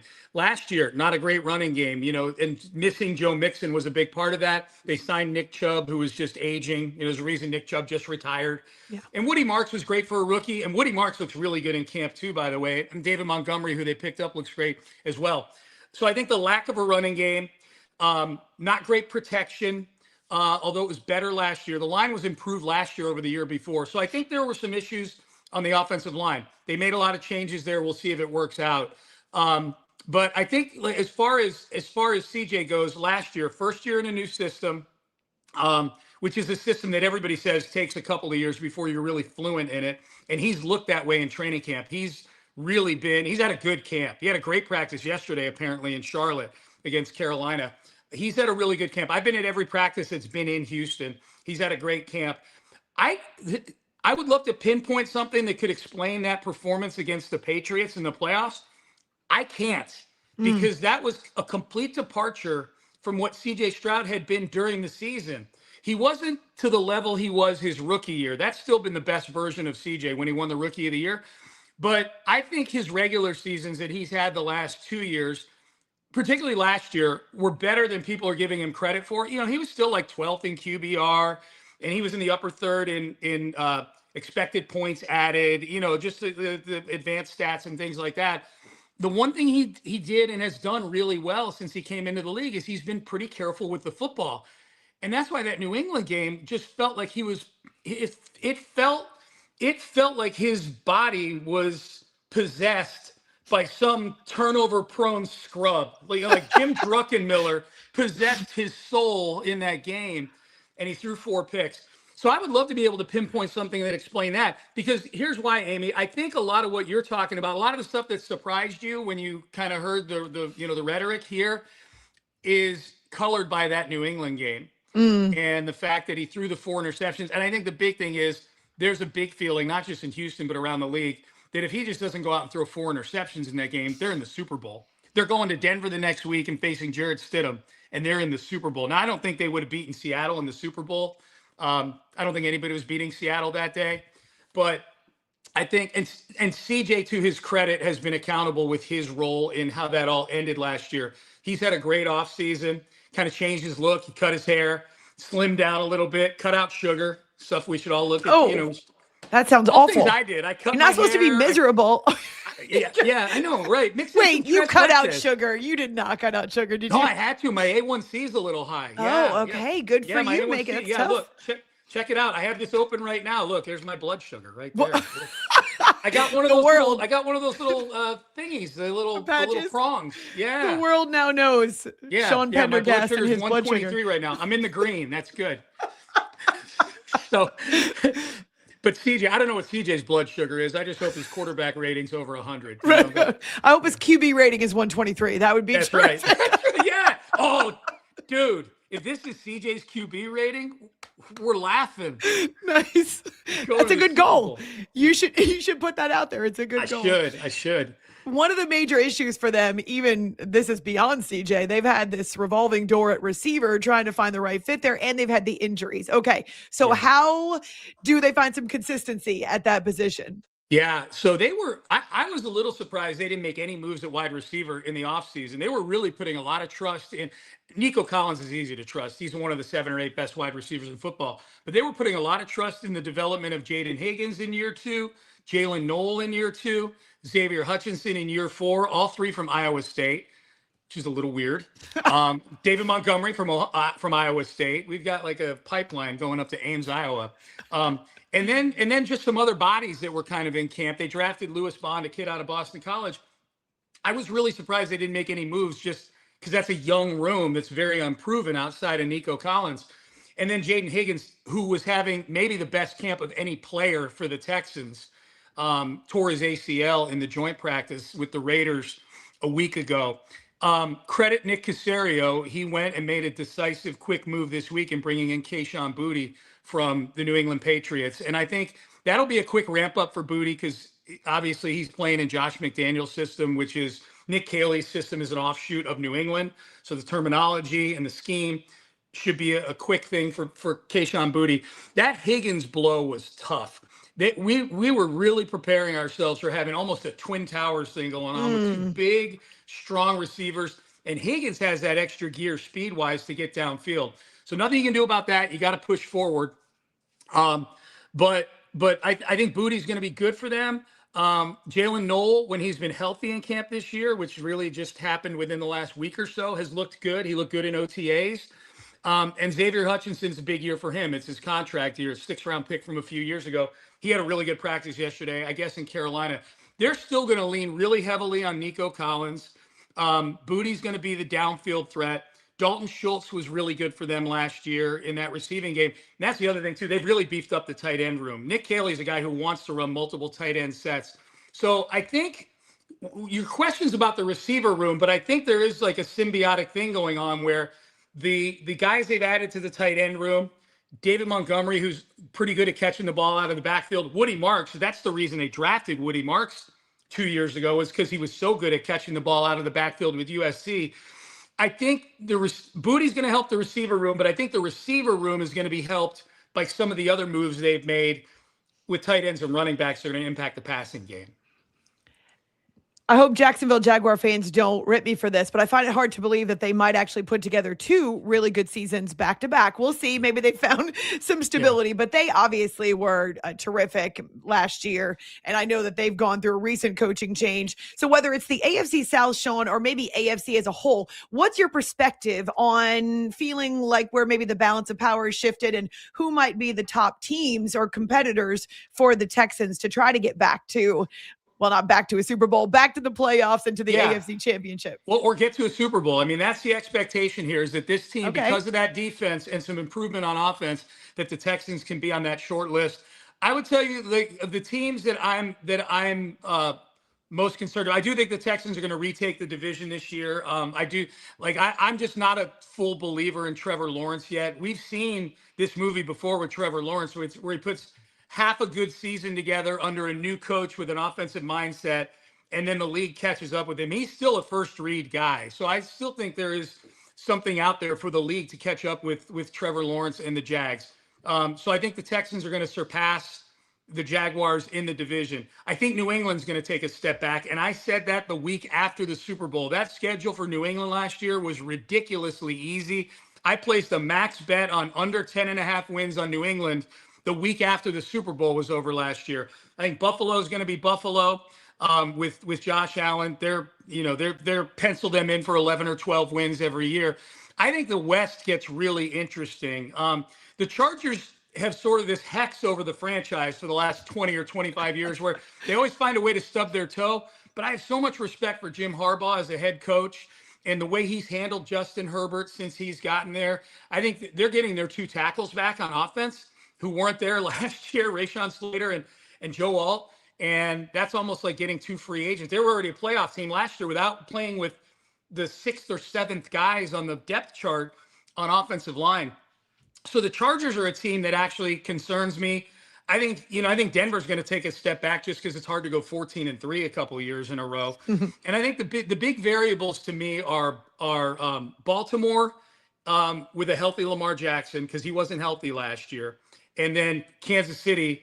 It sounds like they're going to have Mahomes back for week 1, and can they reclaim what they were at one time? We'll see. Their offense was already kind of backsliding even with Mahomes out there. So those are the 2 big variables for me. Cincinnati, I'll believe it when I see it with them on defense. I know they made a lot of moves, and I think Dexter Lawrence is a really good player. So I kind of just rattled off all the teams that are sort of in the mix. I think within the division, the Texans retake the division. I do think the Titans are going to be a little better than people are maybe planning on them being. They picked first a couple years ago and took Cam Ward. They were picking in the top 4 again this year and took Carnell Tate. I have great respect for Robert Saleh as a head coach, and I think coaching in New York for the Jets is probably a great learning experience for him. He won 7 games with Zach Wilson the year that Aaron Rodgers tore his Achilles. So I have great respect for him. I think some of the moves they made on defense were really good. I'm not saying they're going to be a playoff team, but I do think maybe this could be the time where the Colts, some of their roster things catch up with them. I know I'm a little all over the place, but that's kind of where I am with the AFC. I feel really confident that the Texans are going to be right in the mix if CJ Stroud puts together just a better than average season. If he doesn't morph into Zach Wilson, you were talking about a turnover machine. If he doesn't morph into Zach, right. If his QBR is, his passer rating is 123. Oh, let's go. Yeah, let's go. Let's see I'm going to check and see what it is. Oh, it's up to 133. Now, okay, let's not ask too much. Do I blame your show for my blood sugar going up? Probably talking about the Texans. It's the sweetest show on the planet. My blood sugar just went up. Well, thank you. I'll take that as a compliment. Now, my last question before I let you go is, are the bathrooms operational on the floor now, or is the construction still taking out the bathrooms? Because I'm going to be there next Saturday. Next Thursday, Friday. It's getting close. I saw one of the workers in the hallway a couple days ago, and I asked him that exact question because I'm getting tired of climbing the steps, going up to the 20th floor there. It's really hard labor climbing up one flight of stairs to from 19 to 20. Yeah, I mean, sometimes I just have to go and I stop halfway, and so no, I think it's getting close. There's just like a couple more things they need to do. It's probably going to come right down to the wire for you. So I would definitely wear your walking or your running shoes. You will appreciate this. The first time I was there to do some work in studio, I actually had a key card that did not work. So we had to use the bathrooms. And of course you have to run up to the next floor because of the construction, and I couldn't get back in. And so not only have a couple of the guys given me, hey, here's my cell, call me, but I don't normally take my cell phone to the bathroom. Unlike a lot of people, I don't bother taking it. So yes, it was a little bit, I was pounding on the door. Thankfully, somebody in an office near the door, not somebody that was part of the show, heard me pounding on the door, but I was ready to start doing some Miss Piggy kicks and try to get that door Amy, that happened to me. You remember, I mean, you were on CBS Sports Radio, obviously, for many years, doing a fantastic job on overnights. I did a weekend show on there for 6 or 7 years or whatever it was on a Sunday afternoon, and there's nobody else up there on Sunday. I'm literally doing it. I'm up at the studios, but I'm doing it from a Comrex because they wouldn't even give me an engineer, right? So and I don't know how to work the board. So I had a Comrex in a side studio up there. And there was one day I was getting ready for the show. The show started at like 1, and I went to go to the bathroom at like 12:40, Ruh-roh. and I left my key fob in there, and there's nobody up there. I had to call Figgy, who's the producer of our midday show. I'm like, who lives near here? And I called Figgy. He got there at 12:58 or 12:59 to fly. I ran into that studio, put the headphones on, started talking, and voice guy was going, "It's the Sean Pendergast show," and I'm like, "Oh my god!" Since then, I have this damn key fob on me wherever I go. I should just wear it around my neck. It's your life alert button. It is. Yes. Nice. Well, okay. So I know we don't cross paths because you do the morning show on what is 95.7 The Fan. Actually, just as a clarification, is Sports Radio 610 going away or is it a simulcast? Yeah, it's a simulcast. And Okay, I think they're technically, I haven't tuned into the AM dial one time since we flipped over. So I have no idea how it sounds, but it probably sounds like it did before. I talk about it like it was awful. It was AM radio. Just compared to FM, it's just not as clear.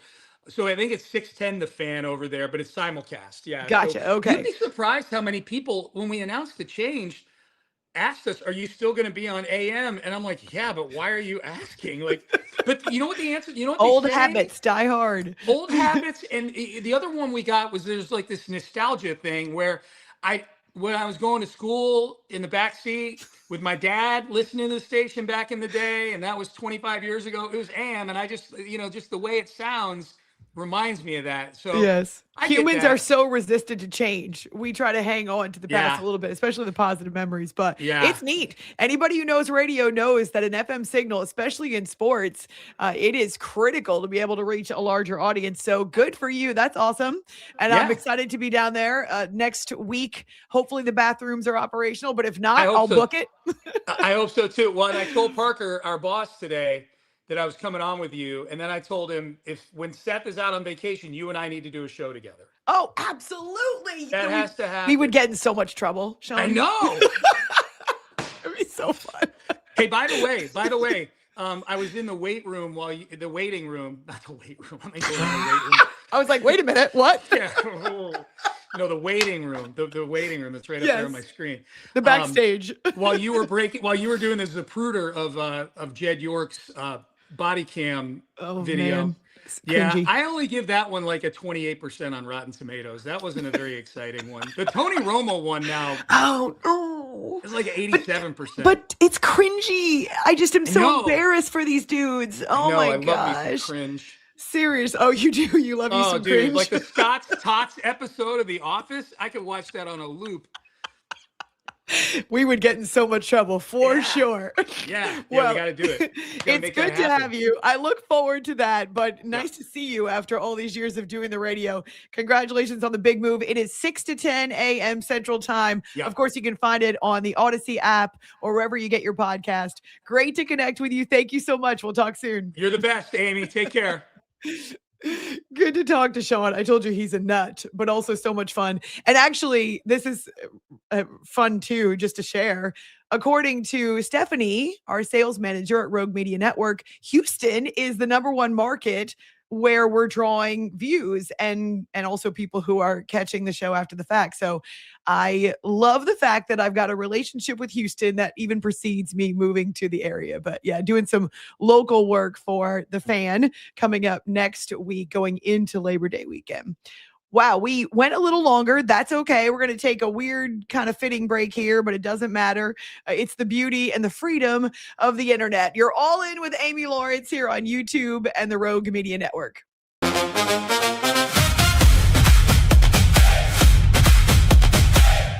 Lake Waco Golf Club is a semi-private facility nestled along the north point of Lake Waco, one of the few facilities in Texas to have a full 18-hole regulation golf course as well as an executive 18-hole par 3 golf course. Plus, check out their bar and grill, which is open to the public. And if you're not a golfer, then enjoy time by the pool or even enjoy fishing around Lake Waco. Become a member today and call to book your tee time. Lake Waco Golf Club, where family and friends fun begins. Check them out at lakewacogc.com for more information. Summer isn't over yet. Make every last splash count at Waco Surf. Catch perfect waves, float the lazy river, or relax on the beach while the kids make unforgettable memories. Stay in their hotel or private cabins, or hook up with your RV. Located just 90 miles from Dallas and Austin, set on 450 acres in the heart of Texas, Waco Surf is unlike any other water park around. Before school starts, give your family one more epic adventure. WacoSurf.com. Book your stay today and catch a wave. It's the premier charity event of the year, the 2026 Central Texas Cattle Barons Ball, presented by Ascension Provident. A fun evening filled with great food and drink, dancing, a spectacular auction, and more. This year's theme is Nashville Nights, Neon Lights, and Bullfights. Get your tickets now, donate, or be a sponsor. Help support the American Cancer Society to find a cure. The 2026 Central Texas Cattle Barons Ball, October 24th at MCC Highlander Ranch. For more information, go to centraltexascattlebaronsball.org. Enjoy a quiet atmosphere with beautiful river views at the Brazos Landing, located in Waco along the Brazos River across from McLean Stadium. Enjoy homemade dishes like shrimp and grits, chicken piccata, braised short ribs, prime New York steaks, and more. Plus, enjoy a delicious dessert like creme brulee or key lime pie. Open for lunch and dinner Tuesday through Sunday. Brazos Landing in Waco, the only place where I-35 and the Brazos River meet. For 75 years, Nalgene Outdoor has been your trusted companion, fueling adventures and helping protect the planet. We're committed to reducing waste, improving access to clean water, and providing simple, safe, and sustainable products for you and your family. No gimmicks, just durable, well-designed bottles built to last. Join us in our mission to amplify life, not complicate it. Because at Nalgene, what goes into our bottles matters as much as the adventures they fuel. Explore more at nalgene.com. That's NALGENE.com. When you learn a language with Babbel, you start a journey that takes you further and further. Anytime and anywhere you wish. It's easy and fun. Broadens your horizons and keeps your brain fit. A journey into new thoughts, new cultures, new adventures. So what are you waiting for? Start your journey with Babbel now. Go to babbel.com or download the app.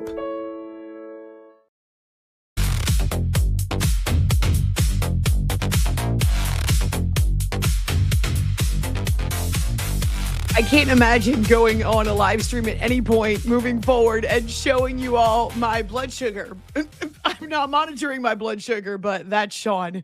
He and I, we laugh all the time whenever we do collaborations like this. This is the first time doing them over video, but yeah, that's why he's such a big hit in Houston and why he makes such a great host, because he just puts it all out there.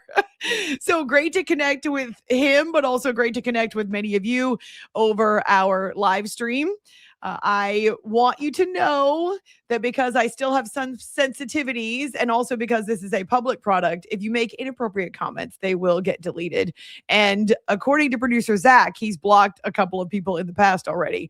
I've had to do that on some of my social media. So if you would like to retain the option to be able to weigh in on our live stream, then I suggest you keep it clean. If you want to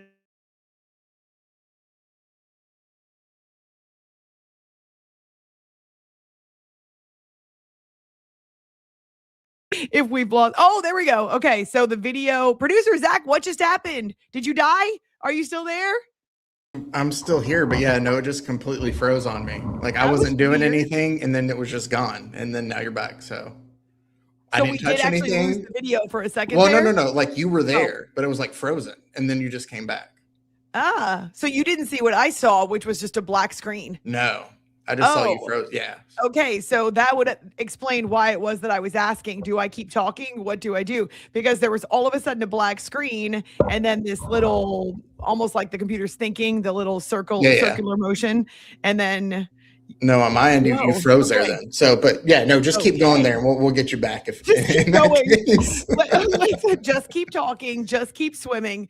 Let's just be happy that didn't happen in the middle of Sean's conversation. But also, as we continue to work on the technical issues, we're trying different ways to plug in, if you will, different options and ways to connect into the internet, the Ethernet cord, and at the office versus where I am. So I'm not in Waco, where Rogue Media Network is located. Instead, I am in my own home. And if you are interested, I don't know if this is something you're interested in, but coming up on Friday, as part of a Flower Friday, I'm going to walk you through my little studio space. Now, this will be a video that's only available on our social. You won't see it here on the live stream. But because I want to give you a little behind the scenes tour, I've made a couple of promises. Number one, you'll actually get to see my companion painting to this one that my husband painted.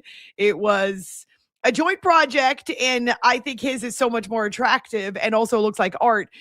Mine is more of an impressionist piece, if you will. It's a little more abstract. It's over here. Wait, no, over here. It's hanging next to it on the wall. And so I promised that you would finally get a picture and a glimpse of my companion painting, but also I'll take you on a tour of my shelf here. And that will be something that you can see on your own time on our Insta or TikTok as we rebuild that social media site. We're seeing more traffic on our new social media sites. And so it's a lot to manage, but I appreciate not just Corey, my boss, but also Andrea, who's in charge of our PR and our social media, something she does really well. So I'm asking her a lot of questions. And yeah, so it's exciting to be able to share a little more with you and to kind of give you an idea of what it looks like over this shoulder, because I think you might be surprised at what else is in this room that you cannot see. So that's coming up on Friday. But something else that I wanted to show you, and this is not my blood sugar app, but we do have a Rogue Media Network app. So if you can see it here, I know there's a little bit of, actually you can see there's out the windows, the reflection. There's always the light here, but there's a Rogue Media app. And if you go onto your app store, your local app store, and you open it up, here, I got to do this really quickly. It looks like this, your Rogue Media Network. Can you see it up there? Hey, no, don't zoom on my, see, the camera is not, it's supposed to be AI technology. It's not zooming on what's on the phone. It's zooming on my finger, but I'm going to go ahead and search. I feel like it's super easy.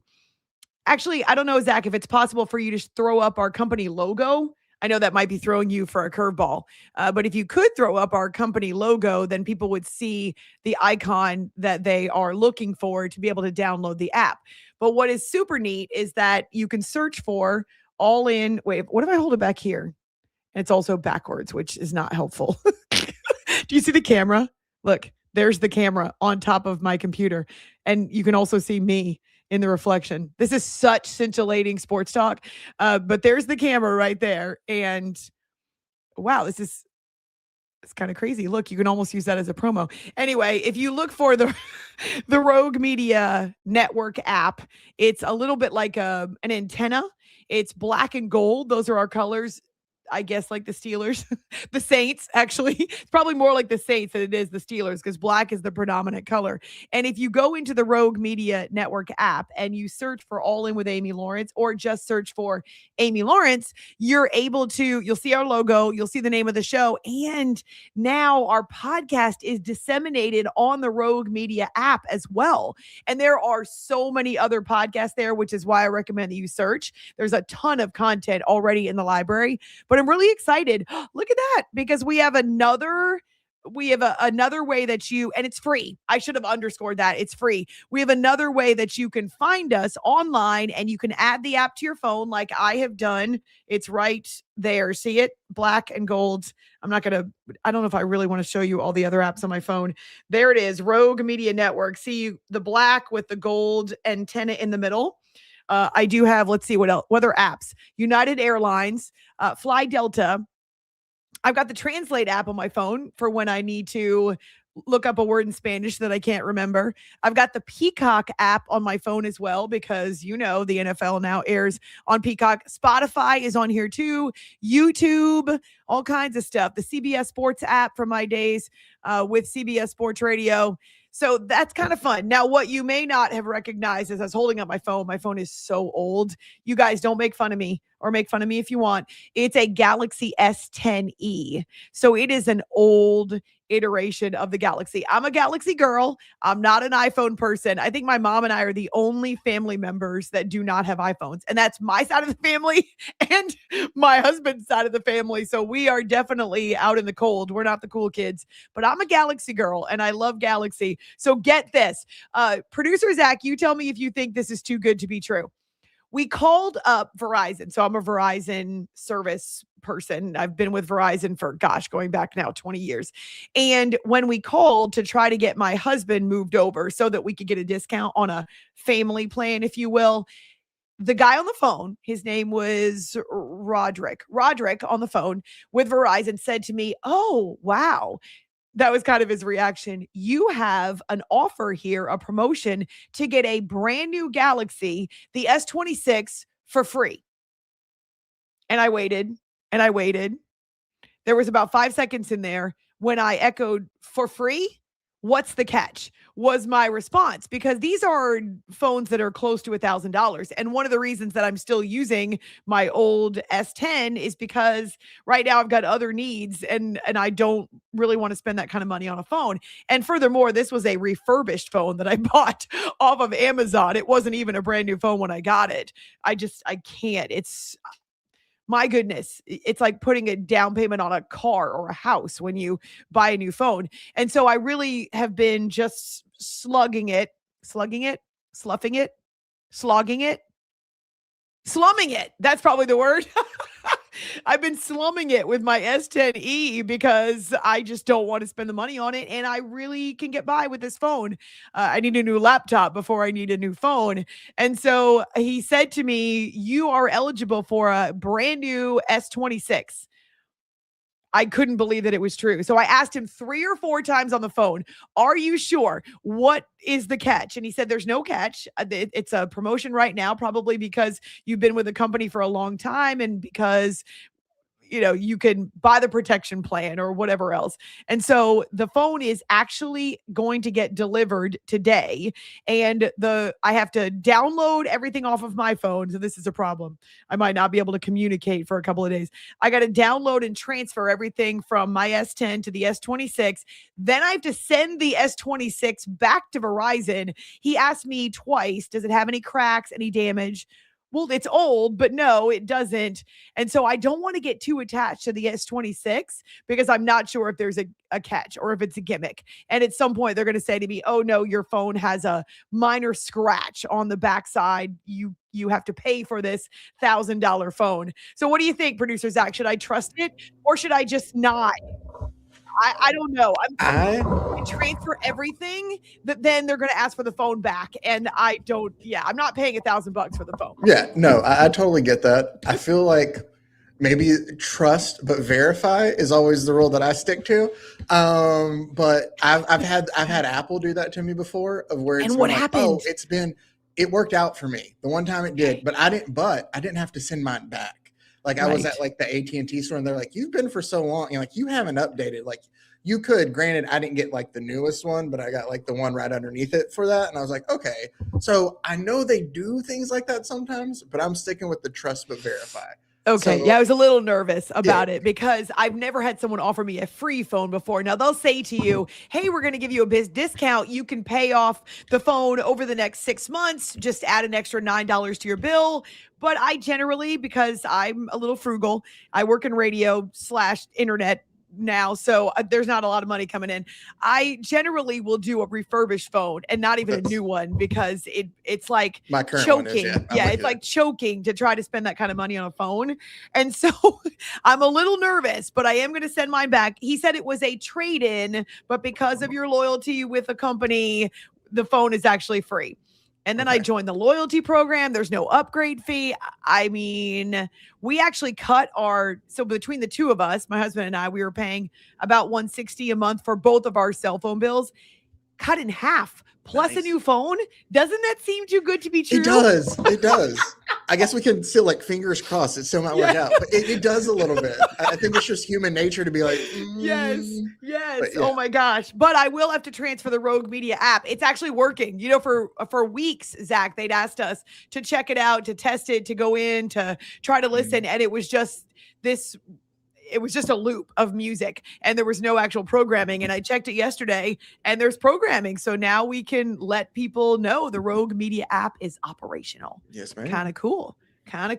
All right. So as we get to our last break of this show, we're looking for your answers. Why do you love college football? That's the big question on this edition of the show because college football is here, you guys. So I know we talked a lot about the Texans and the NFL with Sean. That was awesome. But why do you love college football? I looked over and somebody's messaging about the Galaxy. So I got stuck there. Why do you love your Galaxy? Why do you love college football? And now people are, all in on the phone. I knew it, Zach. I knew that people would be more interested in my phone trade-in and whether or not it's real than they would be about anything else I might say today, except for maybe the snake that we found in our backyard earlier. Oh my gosh. All right. We're getting toward the top of the hour. Couple of things from the basketball world. One is that Klay Thompson has had his official introduction with the Miami Heat. And a bunch of you have asked me how I feel about this. I'm not going to give you predictions about what the Heat might do in the 26-27 season, but I do know that Klay makes the Heat better. And I wanted you to hear what he had to say about why he picked Miami. And then also yet another viewership record for a game that involves one Caitlin Clark. It's a Thursday. You are all in with Amy Lawrence and your Galaxy and your iPhone and your skepticism. Let's go. YouTube and the Rogue Media Network.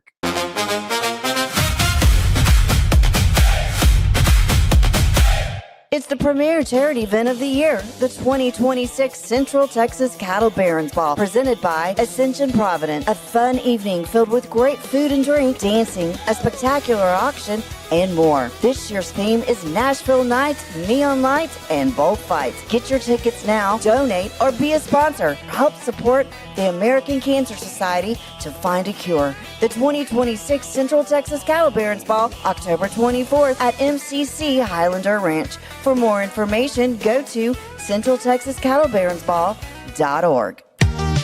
Summer isn't over yet. Make every last splash count at Waco Surf. Catch perfect waves, float the lazy river, or relax on the beach while the kids make unforgettable memories. Stay in their hotel or private cabins, or hook up with your RV. Located just 90 miles from Dallas and Austin, set on 450 acres in the heart of Texas, Waco Surf is unlike any other water park around. Before school starts, give your family one more epic adventure. WacoSurf.com. Book your stay today and catch a wave. For 75 years, Nalgene Outdoor has been your trusted companion, fueling adventures and helping protect the planet. We're committed to reducing waste, improving access to clean water, and providing simple, safe, and sustainable products for you and your family. No gimmicks, just durable, well-designed bottles built to last. Join us in our mission to amplify life, not complicate it. Because at Nalgene, what goes into our bottles matters as much as the adventures they fuel. Explore more at nalgene.com. That's NALGENE.com. I know you're gonna love this Kodak Dot Plus printer. You guys just connect it to your smartphone and then you're gonna use the Kodak Photo Print app. It's going to print you a 4x6 photo. I am just in awe. I love how these turned out. Also, the printer comes with a free cartridge of 10 photo sheets. I can assure you, you are going to love this printer as much as my family has. You guys have to check it out for yourself. When you learn a language with Babbel, you start a journey that takes you further and further. Anytime and anywhere you wish. It's easy and fun. Broadens your horizons and keeps your brain fit. A journey into new thoughts, new cultures, new adventures. So what are you waiting for? Start your journey with Babbel now. Go to babbel.com or download the app.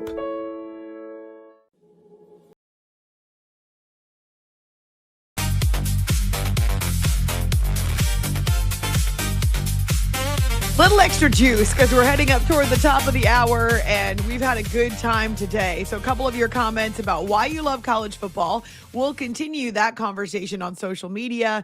And as we get towards Saturday, lots of excitement around the start of the season. But there's also NFL preseason, and we've got a couple of position battles taking place, high-profile position battles. So another reason to pay attention this weekend. And yes, I will let you know whether or not I decide to go all in with my new Galaxy S26 because I'm worried that I might transfer everything, download everything, wipe this phone, because that's what I'm supposed to do, and then send this phone back, only to have them say to me, oh, too late. There's a little bitty scratch here, or I don't know, the phone's too old or it's purple or whatever the case is. We've decided that actually you don't qualify for the trade-in. So either give us our phone back or we're going to charge you the full amount. If that happens, I might actually dump Verizon. So I'm cautiously optimistic, but also nervous. So I'll keep you posted in that regard. So as we head up toward the top, just excited because I am not only looking forward to the fact that we're going to do some fun social media stuff on Friday. Also, it's Friday, but we're getting closer to football. And the more I get jazzed up about football and talk to people about football, yes, I'm really anxious to start the season, both college and the pros. But also I have to remember it's a marathon, not a sprint. So I missed out. Well, that's maybe too strong of a term. I wasn't involved every single day in the football season last year. So of course I'm working on SiriusXM, Mad Dog Sports Radio, as well as SiriusXM NFL Radio. And I did get to weigh in and talk about the NFL. But after 15 years plus of monitoring and talking about the NFL on a daily basis, last year felt like I was off and I was out of the regular routine, to be sure. So I'm looking forward to getting back into that regular routine and having a daily space where we can convene and talk about what we saw on Wednesday night, Thursday night, Friday night, Saturday, Sunday, Monday, sometimes Tuesday. Yeah, the NFL has urban sprawl, so it's staging games every single day of the week, and they'd like to put games in every continent too, like Antarctica, if they possibly could. Stay tuned for a game at Greenland. Oh my gosh. So it's coming. I don't need to rush it because it will consume a lot of my time outside of this space, but I am looking forward to it. Now, the NBA season's a little farther down the road, but Klay Thompson's found a new home and he was introduced by the Miami Heat. They had the photo op with his number 11 and he explained why he decided Miami was the right space for him. Just the opportunity to play high-level basketball throughout the season and the chance to make a deep postseason run. Those things were so attractive to me, and obviously you want to maximize your earning potential as an athlete, but like I've tasted winning before, and there's really nothing like it. And it's even just like even getting there and failing is better than not even having a shot at it. So I'm not saying that's going to happen. I'm just saying like the opportunity to win again at a very high level was so attractive to me, and it looked, looking at the roster, it looked like a great fit as far as, me being able to space the floor and attack from the perimeter and have great help defenders behind me. And especially at this stage of my career, I get to play a specific role, and my voice will go a long way, hopefully, with this team, and just to lead by example. Really good. I'm excited for Klay. I was heartbroken with him when he missed those 2+ years because of first the ACL, then the Achilles tear. The Dallas experiment didn't really go the way that he hoped, though he had a terrific season, more than 200 made triples last year. But look at the smile on his face, and he has a chance to be part of a winner. Obviously, the Mavericks drafted Cooper Flagg because they were one of the worst teams in the league the year before. Kyrie's been hurt. Luka's gone. It's not what he signed up for initially, but look at those pearly whites with both Eric Spoelstra and Klay Thompson. And Eric has been with the Heat forever. He's one of the longest tenured coaches in pro sports, for heaven's sake. So congratulations to Klay and the Heat. And I do think he makes a good point.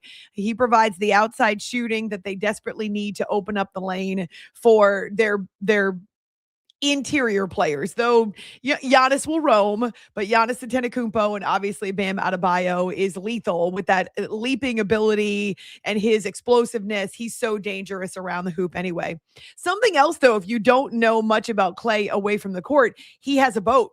He's Captain Klay. He loves being on the water with his boat whenever he's not playing basketball. Might be the only thing that he loves as much as hoops. And so to be in Miami when you're so close to the water, he's really excited about that as well. This kind of fit him. And it's generally a lot warmer in Miami year round than it is in Northern California. So that's one basketball note. And I'm really excited for Klay to maybe go out on a high note, be a voice of wisdom and experience, a championship heart and medal with the Heat, and then to have a chance to win another ring is awesome, though you would think 4 would be plenty. Haha, just kidding. Last thing, as we send you off into the wild blue yonder here, maybe you need to go here to visit the beach over Labor Day weekend, or Waco Surf, of course, because they've got a beach and hotel, RV park. We're glad to partner with them. Yet again, the presence of one Caitlin Clark and the Indiana Fever has boosted viewership records to historic levels. So the game between the Fever and the Sky, most watched regular season game for the WNBA since 1997. Do you know what 97 was? The very first year that the WNBA had any games at all. So going back to the initial novelty of the WNBA and women's professional basketball, they've not had a game with so many viewers since the weekend and Sunday. 3.3 million viewers on average on NBC and Peacock. So the most watched regular season WNBA contest since 1997. And actually, they got close to 4 million viewers on NBC when the game was going down to the wire. Third most watched regular season game ever. So it stands to reason Fever and Sky staging this game that's not even in the playoffs. In fact, they haven't even taken their break for the FIBA World Championship. They'll do that coming up. But because of what we know is the top draw for the WNBA with the Fever, and it's Caitlin Clark, it's Sophie Cunningham, it's Kelsey Mitchell, it's Aaliyah Boston. A bunch of the players around Caitlin are having career years, and that's what leaders do. That's what the best players do. They raise the level of play of everyone else around them. But because she had a career day with her 37 points, the 8 triples, her 10 assists, and because it was a game on national TV, amazing, it certainly was going to shatter viewership numbers. Well, think about what it's going to be like in the playoffs. The Fever have a very good opportunity here. They've already clinched the postseason, but to actually make some noise and potentially reach the WNBA finals. Can you imagine what those viewership numbers would look like and how much attention those games would attract, even in October, when, of course, there's a lot of other sports that clamor for our attention. But good for the Fever, good for the Sky, and obviously good for NBC and Peacock. So that's a show, you guys. I didn't even get to your comments about why you love college football, but we'll keep that and we'll do it tomorrow as well as we get closer to Saturday and the college football season kicking off. Don't forget to find us on social media, Insta, TikTok, Facebook, at A-Law Radio on Twix. We'll have special videos for you heading into a Flower Friday. Talk to you then. You're all in on YouTube and the Rogue Media Network.